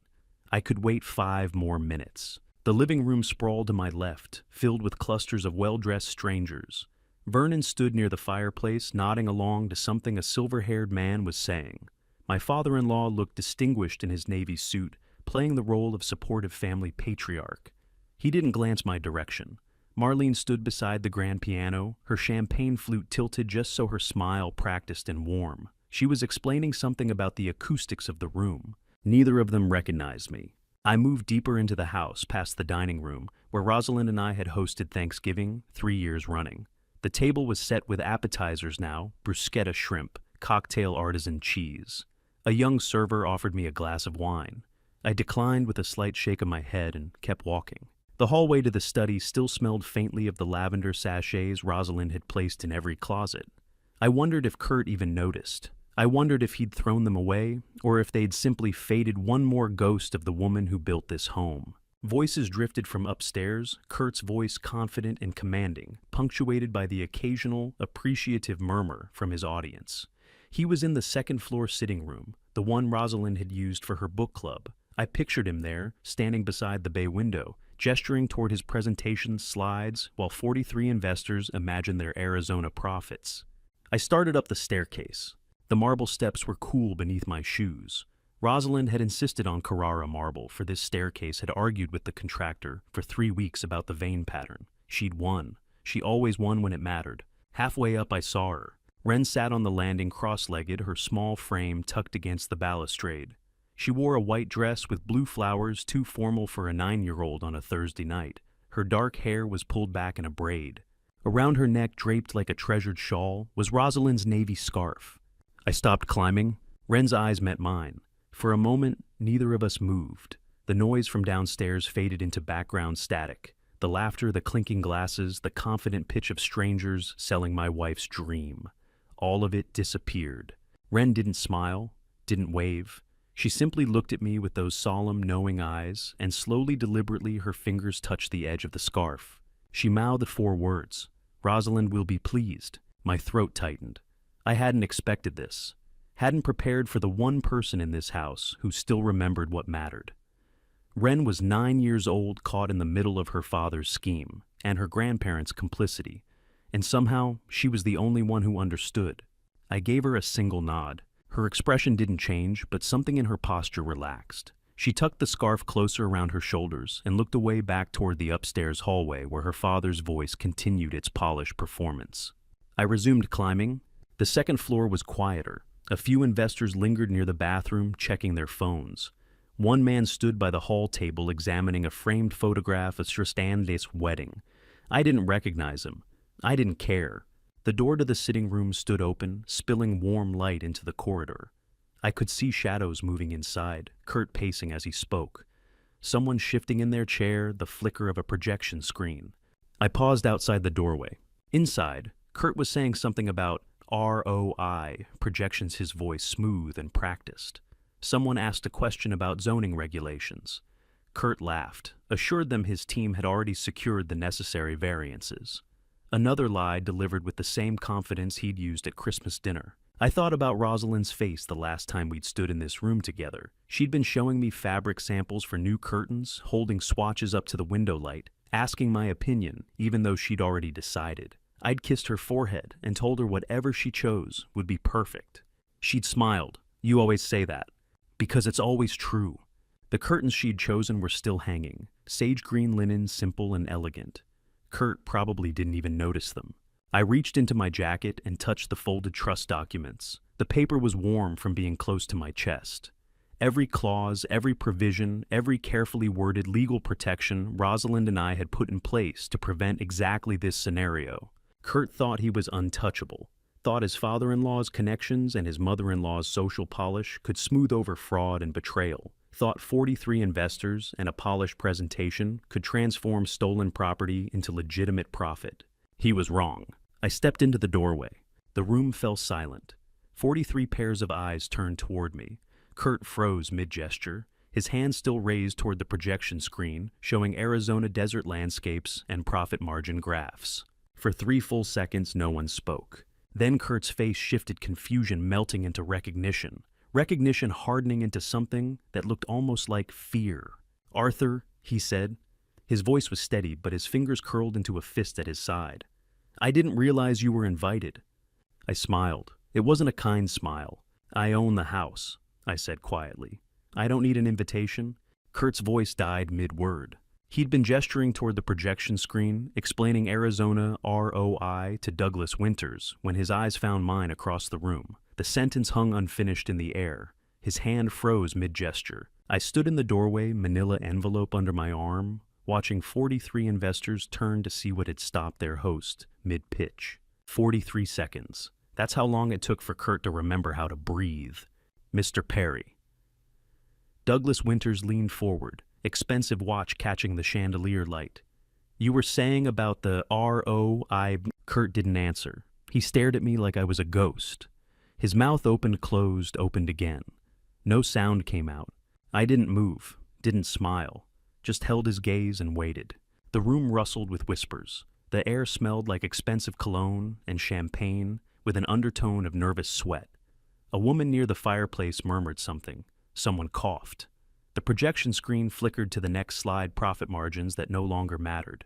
Kurt found his voice. "Ladies and gentlemen, if you'll excuse me for just one moment." He stepped down from the platform, expression shifting from shock to something harder. "There's been a misunderstanding." He crossed toward me, smile returning as he moved through the crowd. Professional, apologetic. The performance of a man in control. But I saw his jaw clench, the muscle jumping in his cheek. He stopped 3 feet away, close enough the investors couldn't hear, far enough to maintain civility. "You weren't invited." His voice was low and tight. "You need to leave, now." I met his eyes. In the low light, they were the same shade as Rosalind's gray-green, like the ocean before a storm. The only thing he'd inherited from her that mattered. "You don't need to invite me," I said. My voice was calm, clear, loud enough the first row heard. "This is my house." The room went silent. Kurt laughed, nervous, too loud, edged with disbelief. "What are you talking about?" He turned slightly, playing to his audience. "Dad, you're confused. This house belonged to Rosalind's estate, and after she... It was never Rosalind's." I kept my voice level. The words tasted like copper in my mouth. "She lived here. She decorated it.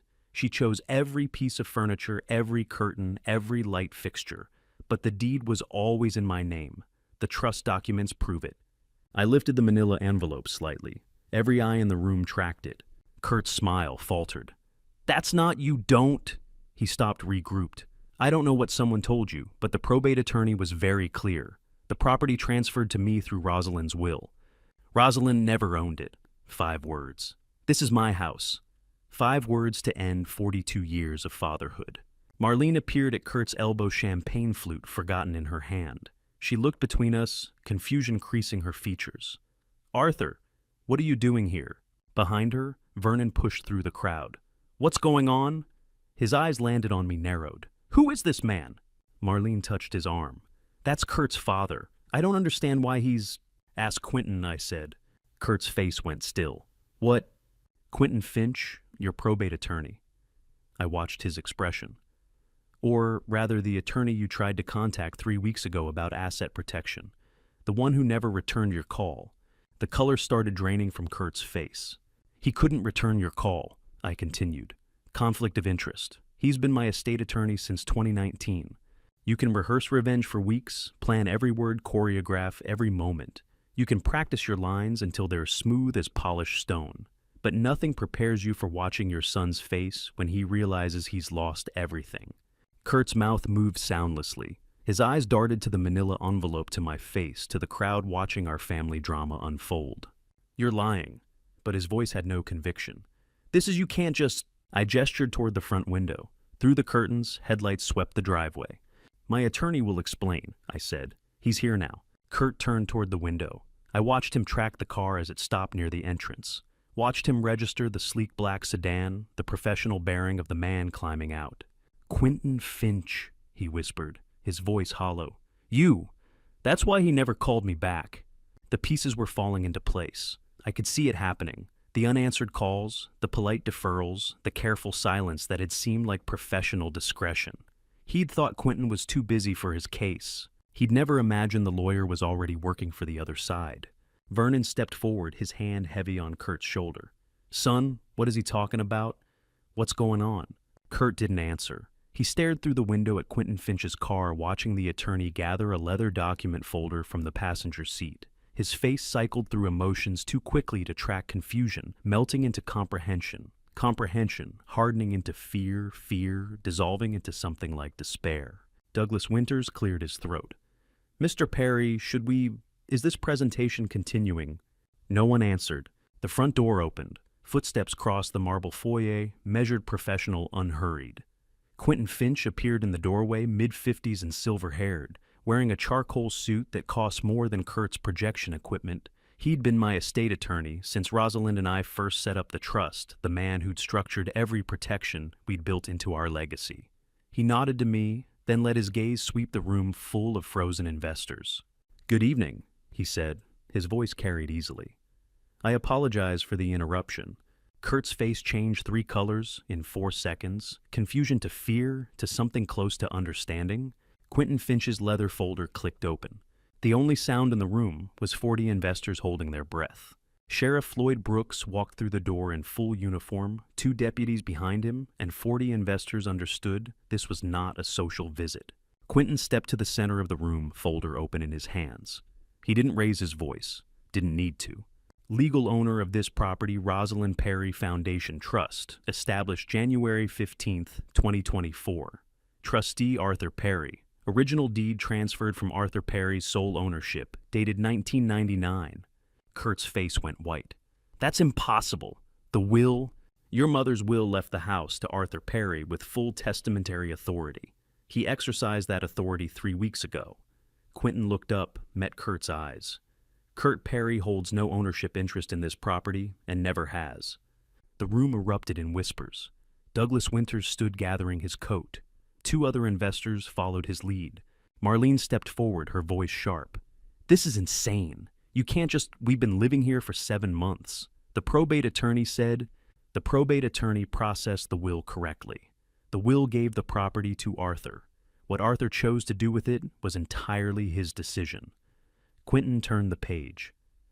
On January 18th, 2024, Arthur Perry, acting as trustee, issued a conditional lease to Kurt and Marlene Perry. Rent $1 per month. Conditions: no commercial use, no third-party events, no modifications to the property monthly financial disclosure. Kurt's jaw clenched. I watched him understand. 4 violations documented, commercial fundraising event held tonight. Third-party investors hosted without authorization. Structural modifications to the second floor office. Financial disclosure refused December 20th, January 5th, and January 20th. Quentin closed that section of the folder. Notice of lease termination was served at 9:10 p.m. this evening. Formal eviction proceedings will be filed with Hartford Superior Court tomorrow morning. Under Connecticut law, you will receive the full statutory notice period to vacate, but that process begins tonight, and it will not stop. Marlene's champagne flute slipped from her hand. It shattered on the marble floor, the sound sharp and final. The smell of spilled wine rose between us, sweet and acidic. No one moved to clean it. The front door opened again. A woman in her late 30s entered carrying a slim briefcase. She wore a gray suit and the flat professional expression of someone who'd seen too much fraud. Investigator Celeste Hampton, Connecticut Financial Crimes Unit. Her eyes scanned the room, landed on Kurt. "Mr. Perry, I need to speak with you regarding your Arizona commercial development project." Kurt's voice came out strangled. "I don't know what this isn't the time. We have evidence of material misrepresentation to investors." Celeste opened her briefcase, pulled out a folder marked with official seals. Investment solicitation documents claiming secured property rights, guaranteed returns, and city zoning approval. All 3 claims appear to be fraudulent. Several individuals in this room may be potential victims. Douglas Winters moved towards Celeste. "I invested $200,000 based on those property guarantees.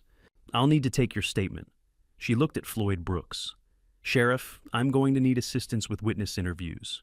Floyd nodded. His deputies began guiding investors toward the dining room, organizing them, separating them from the family destruction unfolding in the main room. Celeste set a laptop on the side table. I also have evidence related to attempted medical fraud. She opened a video file. This footage was recorded December 28, 2023 by building security at Hartford Medical Associates. The screen showed Marlene sitting at a desk, paperwork spread before her. The angle was clear enough to see what she was doing, forging signatures, filling out forms marked competency assessment and legal guardian application. The room went silent. Even the investors in the dining room stopped talking. Marlene's voice cracked. The color had drained from her face. I was protecting family interests. Arthur wasn't capable of... Ma'am, Floyd Brooks said, stepping forward. His voice was gentle but immovable. Forging medical documents is felony fraud. You have the right to remain silent. Marlene looked at Vernon. Vernon looked at the floor. 3 weeks of planning, 40 minutes of revelation, 42 years of fatherhood, ending in a conference room turned crime scene. Kurt stood frozen, watching his carefully constructed world collapse. I wondered if he understood yet, if he'd grasped the full scope of what was happening. Quentin wasn't finished. He pulled another document from the folder, this one yellowed with age, the paper thick with official seals. One more item for the record. He turned to Vernon Caldwell, who stood near the fireplace, still silent, still stunned. Loan guarantee dated March 12, 1999. Arthur Perry personally guaranteed $890,000 to Wells Fargo Commercial Banking, securing the debt of Caldwell Manufacturing during Chapter 7 bankruptcy proceedings. Vernon's head snapped up. The guarantee saved Caldwell Manufacturing from liquidation, enabled restructuring. The loan was repaid to the bank in 2004. Quentin's voice stayed level. The guarantee to Arthur Perry was never repaid, never acknowledged, never mentioned. The air tasted like ash in my mouth. 25 years of silence laid bare in a single paragraph. Vernon stared at me across the room. No words, just recognition and something that might have been shame. You called me delivery service, I said quietly. The words weren't for anyone else, just him. Christmas Eve, you asked if I'd brought the appetizers. Gail touched Vernon's arm. We should go. Vernon didn't move, didn't speak. Just kept staring as if seeing me for the first time in decades. Marlene turned on Kurt, her voice vicious. This is your fault. You said he was senile. You said he'd never... I didn't know. Kurt's voice broke. How was I supposed to know he... You never asked, I said. The room emptied like water from a broken vessel, investors first gathering coats and phones, avoiding eye contact. Then Celeste Hampton, with her evidence files and witness list. Then Floyd Brooks and his deputies promising to return tomorrow for formal statements. Vernon left without looking back, Gail guiding him toward the door. Marlene followed her heels, clicking on marble, the sound sharp and accusing. Tanner stood in the hallway, watching his father's world end. He met my eyes for a moment, something there I couldn't read, then turned and left. The last investor closed the door behind him. Kurt stood in the center of the empty room, surrounded by abandoned champagne glasses and scattered evidence folders. The projection screen still glowed behind him, frozen on Arizona desert landscapes that would never see development. He looked smaller than his 42 years, his shoulders curved inward, his hands hanging loose at his sides. For the first time since he was 8 years old, I saw my son instead of the stranger who replaced him. But it was too late for both of us. 30 days passed without my setting foot in Greenwich, and Quentin's Friday call came like a weather report. They've finished moving out, he said. I stood at my Pennsylvania kitchen window, watching February rain turn the backyard into mud. 30 days since the fundraiser. 30 days since I'd seen Kurt's face change from shock to comprehension to something that looked like grief. When I asked, last Sunday, Kurt took a furnished studio in Hartford. Marlene's back with Vernon and Gail in Stamford. They cleared everything out by noon. The rain streaked down the glass. I'd received weekly updates, lawyers coordinating the move. Timelines negotiated the systematic dismantling of Kurt's life in my house. I'd listened to every report from 200 miles away.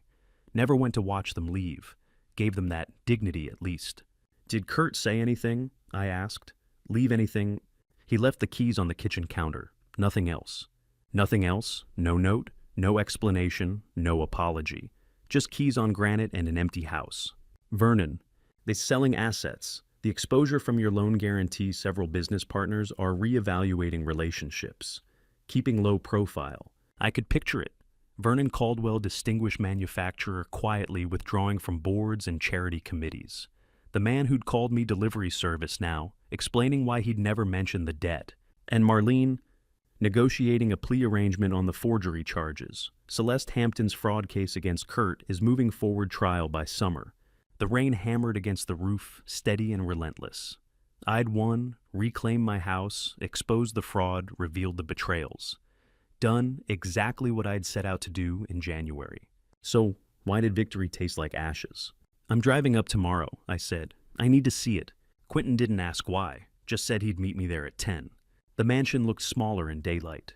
I stood in the circular driveway Saturday morning, keys in my hand. The same keys Kurt had left on the counter, now returned to their rightful owner.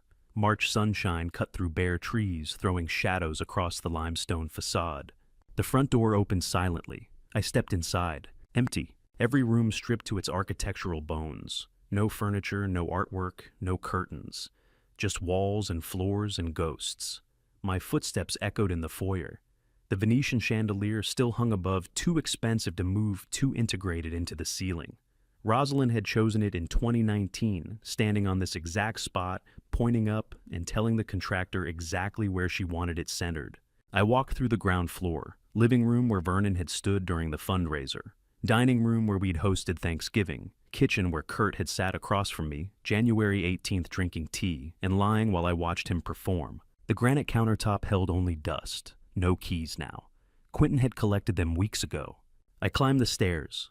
The marble steps were cool beneath my shoes. Halfway up, I stopped where Wren had sat, wearing Rosalind's navy scarf. The landing was empty now. No 9-year-old with knowing eyes, no whispered message about Rosalind being pleased. What does a man do with a house bought with his wife's dreams and reclaimed through his son's destruction? The second floor stretched empty in both directions. I walked to the sitting room where Kurt had pitched his Arizona development. The projection screen was gone. The chairs were gone. Only the sage green linen curtains remained Rosalind's last choice for this room, still hanging, because Kurt probably didn't remember she'd chosen them. I touched the fabric, soft, familiar.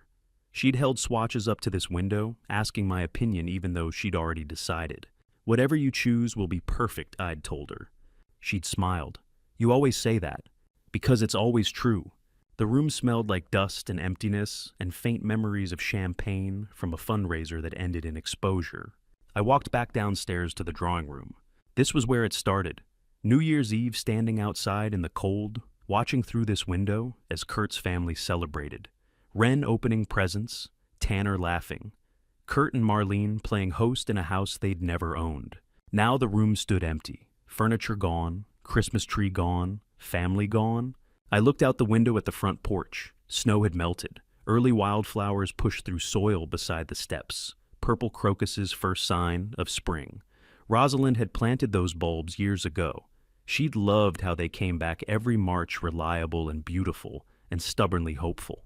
The front door opened. Quentin's footsteps crossed the foyer, found me in the drawing room. "You're early," he said. Couldn't sleep. He stood beside me, looking out at the crocuses. We didn't speak for a long moment. "It's yours now," Quentin finally said. "Free and clear. The foundation owns it, you control the foundation. You can do whatever you want."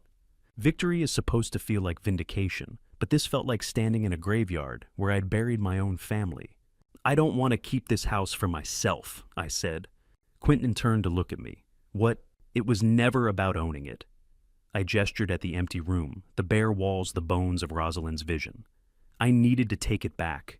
Needed Kurt to understand he couldn't just take, but keeping it. Living here, that's not what Rosalind would have wanted. "Then what will you do with it?" I looked at the wildflowers again, purple against brown soil pushing toward sunlight. Rosalind had always loved spring flowers, loved how they represented new beginnings, fresh starts, life persisting after winter. Something Rosalind would have wanted, I said. Something that lasts longer than revenge. Quentin waited for my answer, legal pad ready to document whatever came next. Outside the window, wildflowers pushed through March soil, where I'd stood in January darkness, watching strangers celebrate in my wife's house. The foundation had a name. Now it needed a purpose. The papers converting the Greenwich mansion into Rosalind House covered Quentin's desk like a battlefield surrender. I signed each page slowly, reading every clause even though we drafted them together. Articles of incorporation, mission statement, endowment structure, operating guidelines. Each signature felt like sealing a promise. Rosalind worked nights for years, so Kurt could have opportunities. I said, signing the final page, I want this house to serve people like her, those who gave everything and got forgotten. Quentin watched me date the last signature. The foundation will serve approximately 60 to 80 individuals annually based on current endowment projections. 60 to 80 people, widows living alone, elderly without family nearby, people who'd sacrificed for children, who'd moved away or stopped calling, people who'd worked themselves to exhaustion and ended up isolated. People like Rosalind would have been if she'd lived longer. Guess good, I said.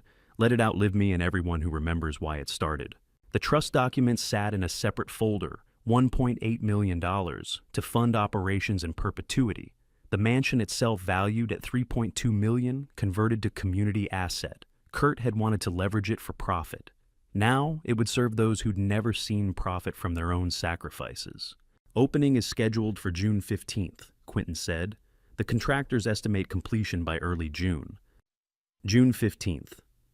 Less than 6 months after New Year's Eve, when I'd stood in the snow, watching strangers celebrate. 6 months to reclaim it, expose the fraud, and transform it into something that mattered.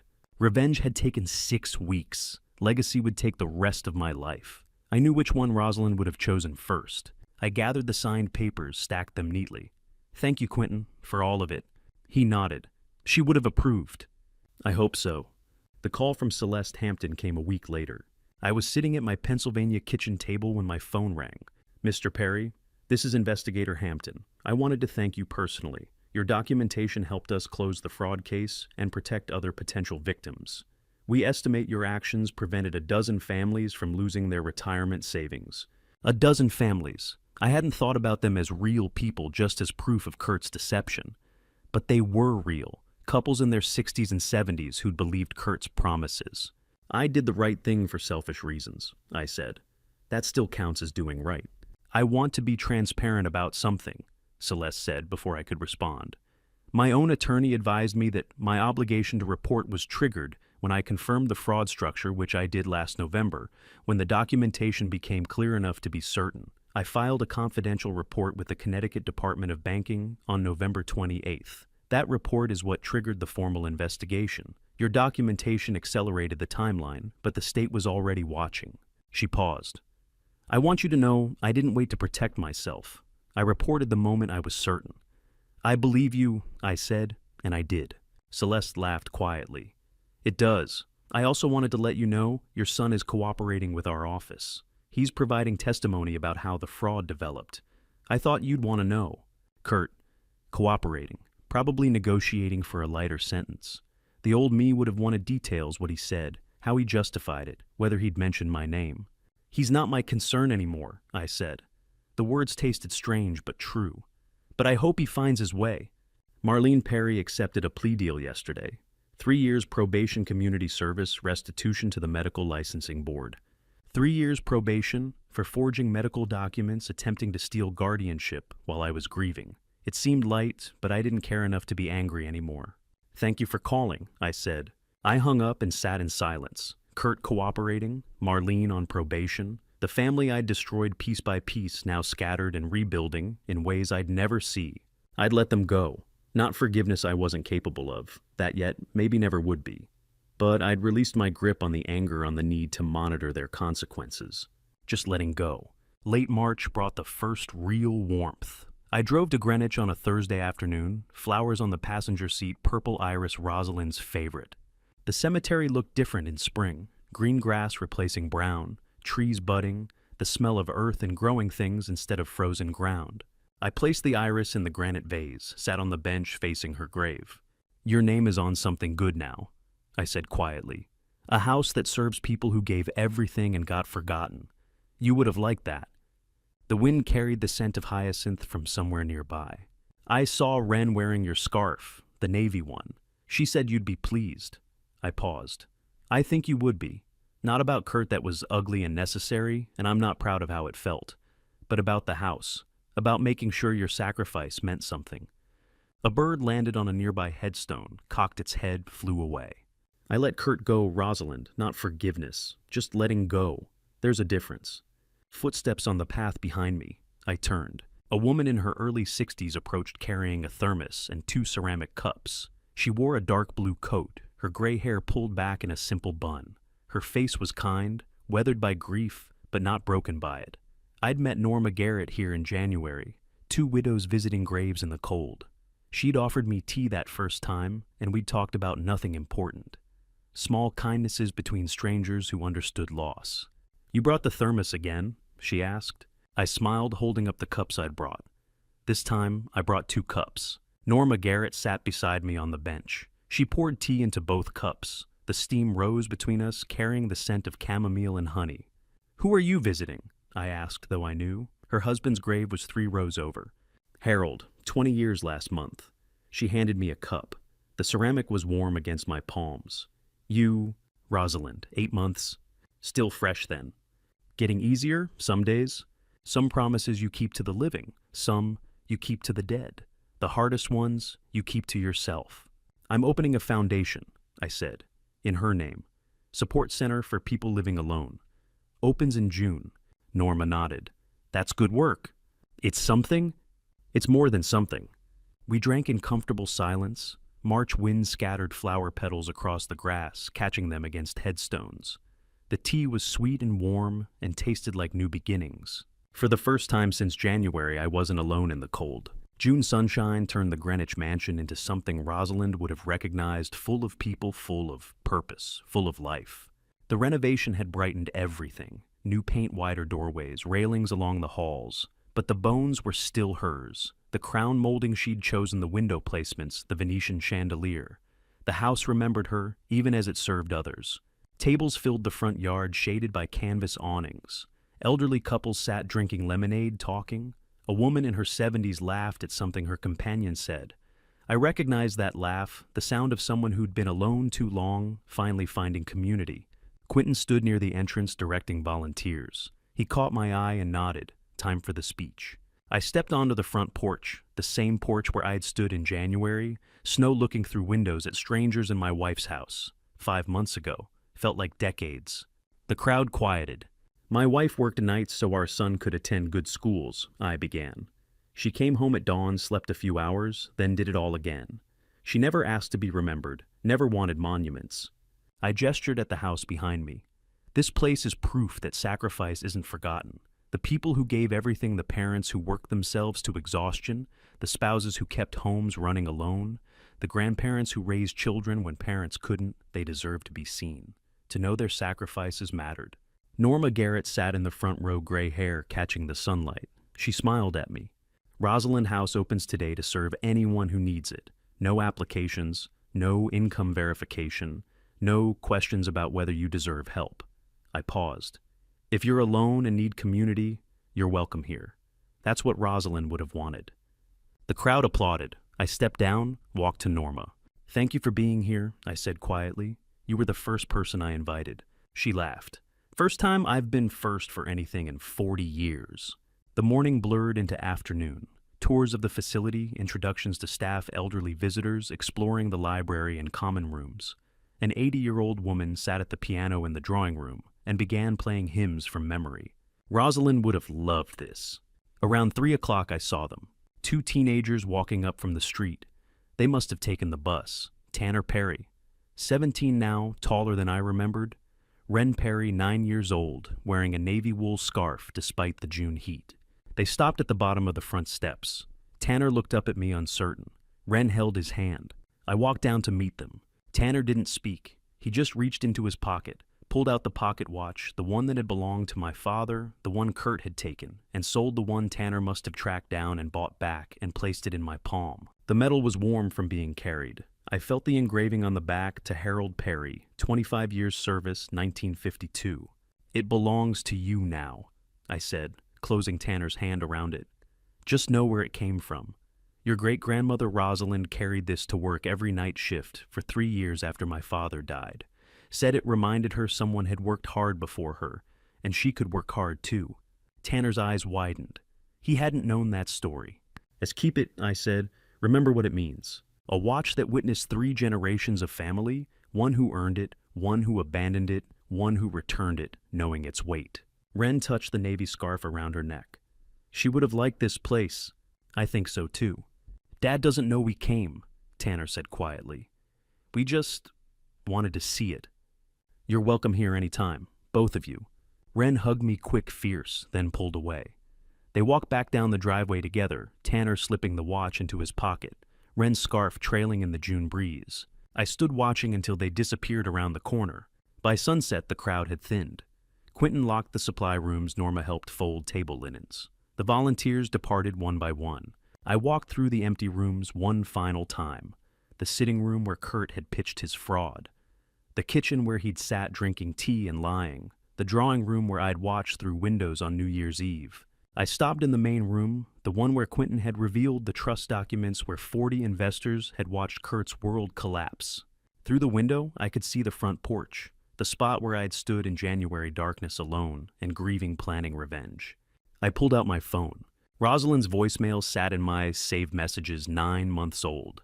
I'd listened to it 100 times since her death, her voice asking me to pick up milk, ordinary, mundane. The last recording of her I'd ever have. I pressed play one final time. Hey, it's me. Don't forget milk on your way home. And Arthur? Her voice softened. Remember what matters. Okay, the rest is just noise. Love you. Remember what matters. I had, finally. I kept my word, Rosalind, I whispered to the empty room. I kept my word. I pressed delete. The confirmation appeared, message deleted. My hand shook slightly, but I didn't feel grief, felt completion. You can spend a lifetime building a family or destroying one, but legacy isn't measured in blood. It's measured in what survives after the blood is gone. Sometimes to protect the legacy of one you love, you must let go of one you once loved. Rosalind knew. Took me 68 years to learn. I turned off the lights, walked to the front door, locked it behind me. The same door where this story began. Where I'd stood outside my own life, looking in at strangers. Where I'd felt invisible, forgotten, erased. But this time, I walked towards someone waiting. Norma stood by her car holding 2 thermoses. She smiled when she saw me. Thought you might want tea for the drive home, she said. I'd like that. The evening air smelled like cut grass and summer flowers. Somewhere down the street, children were playing their laughter, carrying on the breeze. The taste of lemonade still lingered from earlier, sweet and sharp and alive. I got into the passenger seat. Norma started the engine. You did good work today, she said. We did good work. She pulled out of the driveway. I looked back once at the mansion Rosalind house, now full of purpose, full of meaning, full of the legacy she'd earned. The house belonged to her memory now. I finally belonged to the future. And to you listening to my story, remember this family betrayal cuts deeper than any other wound. But how you respond to it defines who you become. Don't make my mistake of waiting so long to act. I spent months planning revenge when I could have been building legacy from day one. Yes, I exposed the fraud. Yes, I protected what Rosalind built. But I also destroyed whatever chance remained for my son to find redemption. That weight, that's something I'll carry for the rest of my life. Here's what this family story taught me. Protecting someone's memory matters more than punishing their betrayers. Rosalind worked night shifts so Kurt could have opportunities. When he squandered that sacrifice, I had 2 choices: become consumed by revenge or honor her legacy through service to others. I chose both, but in hindsight, only one brought peace.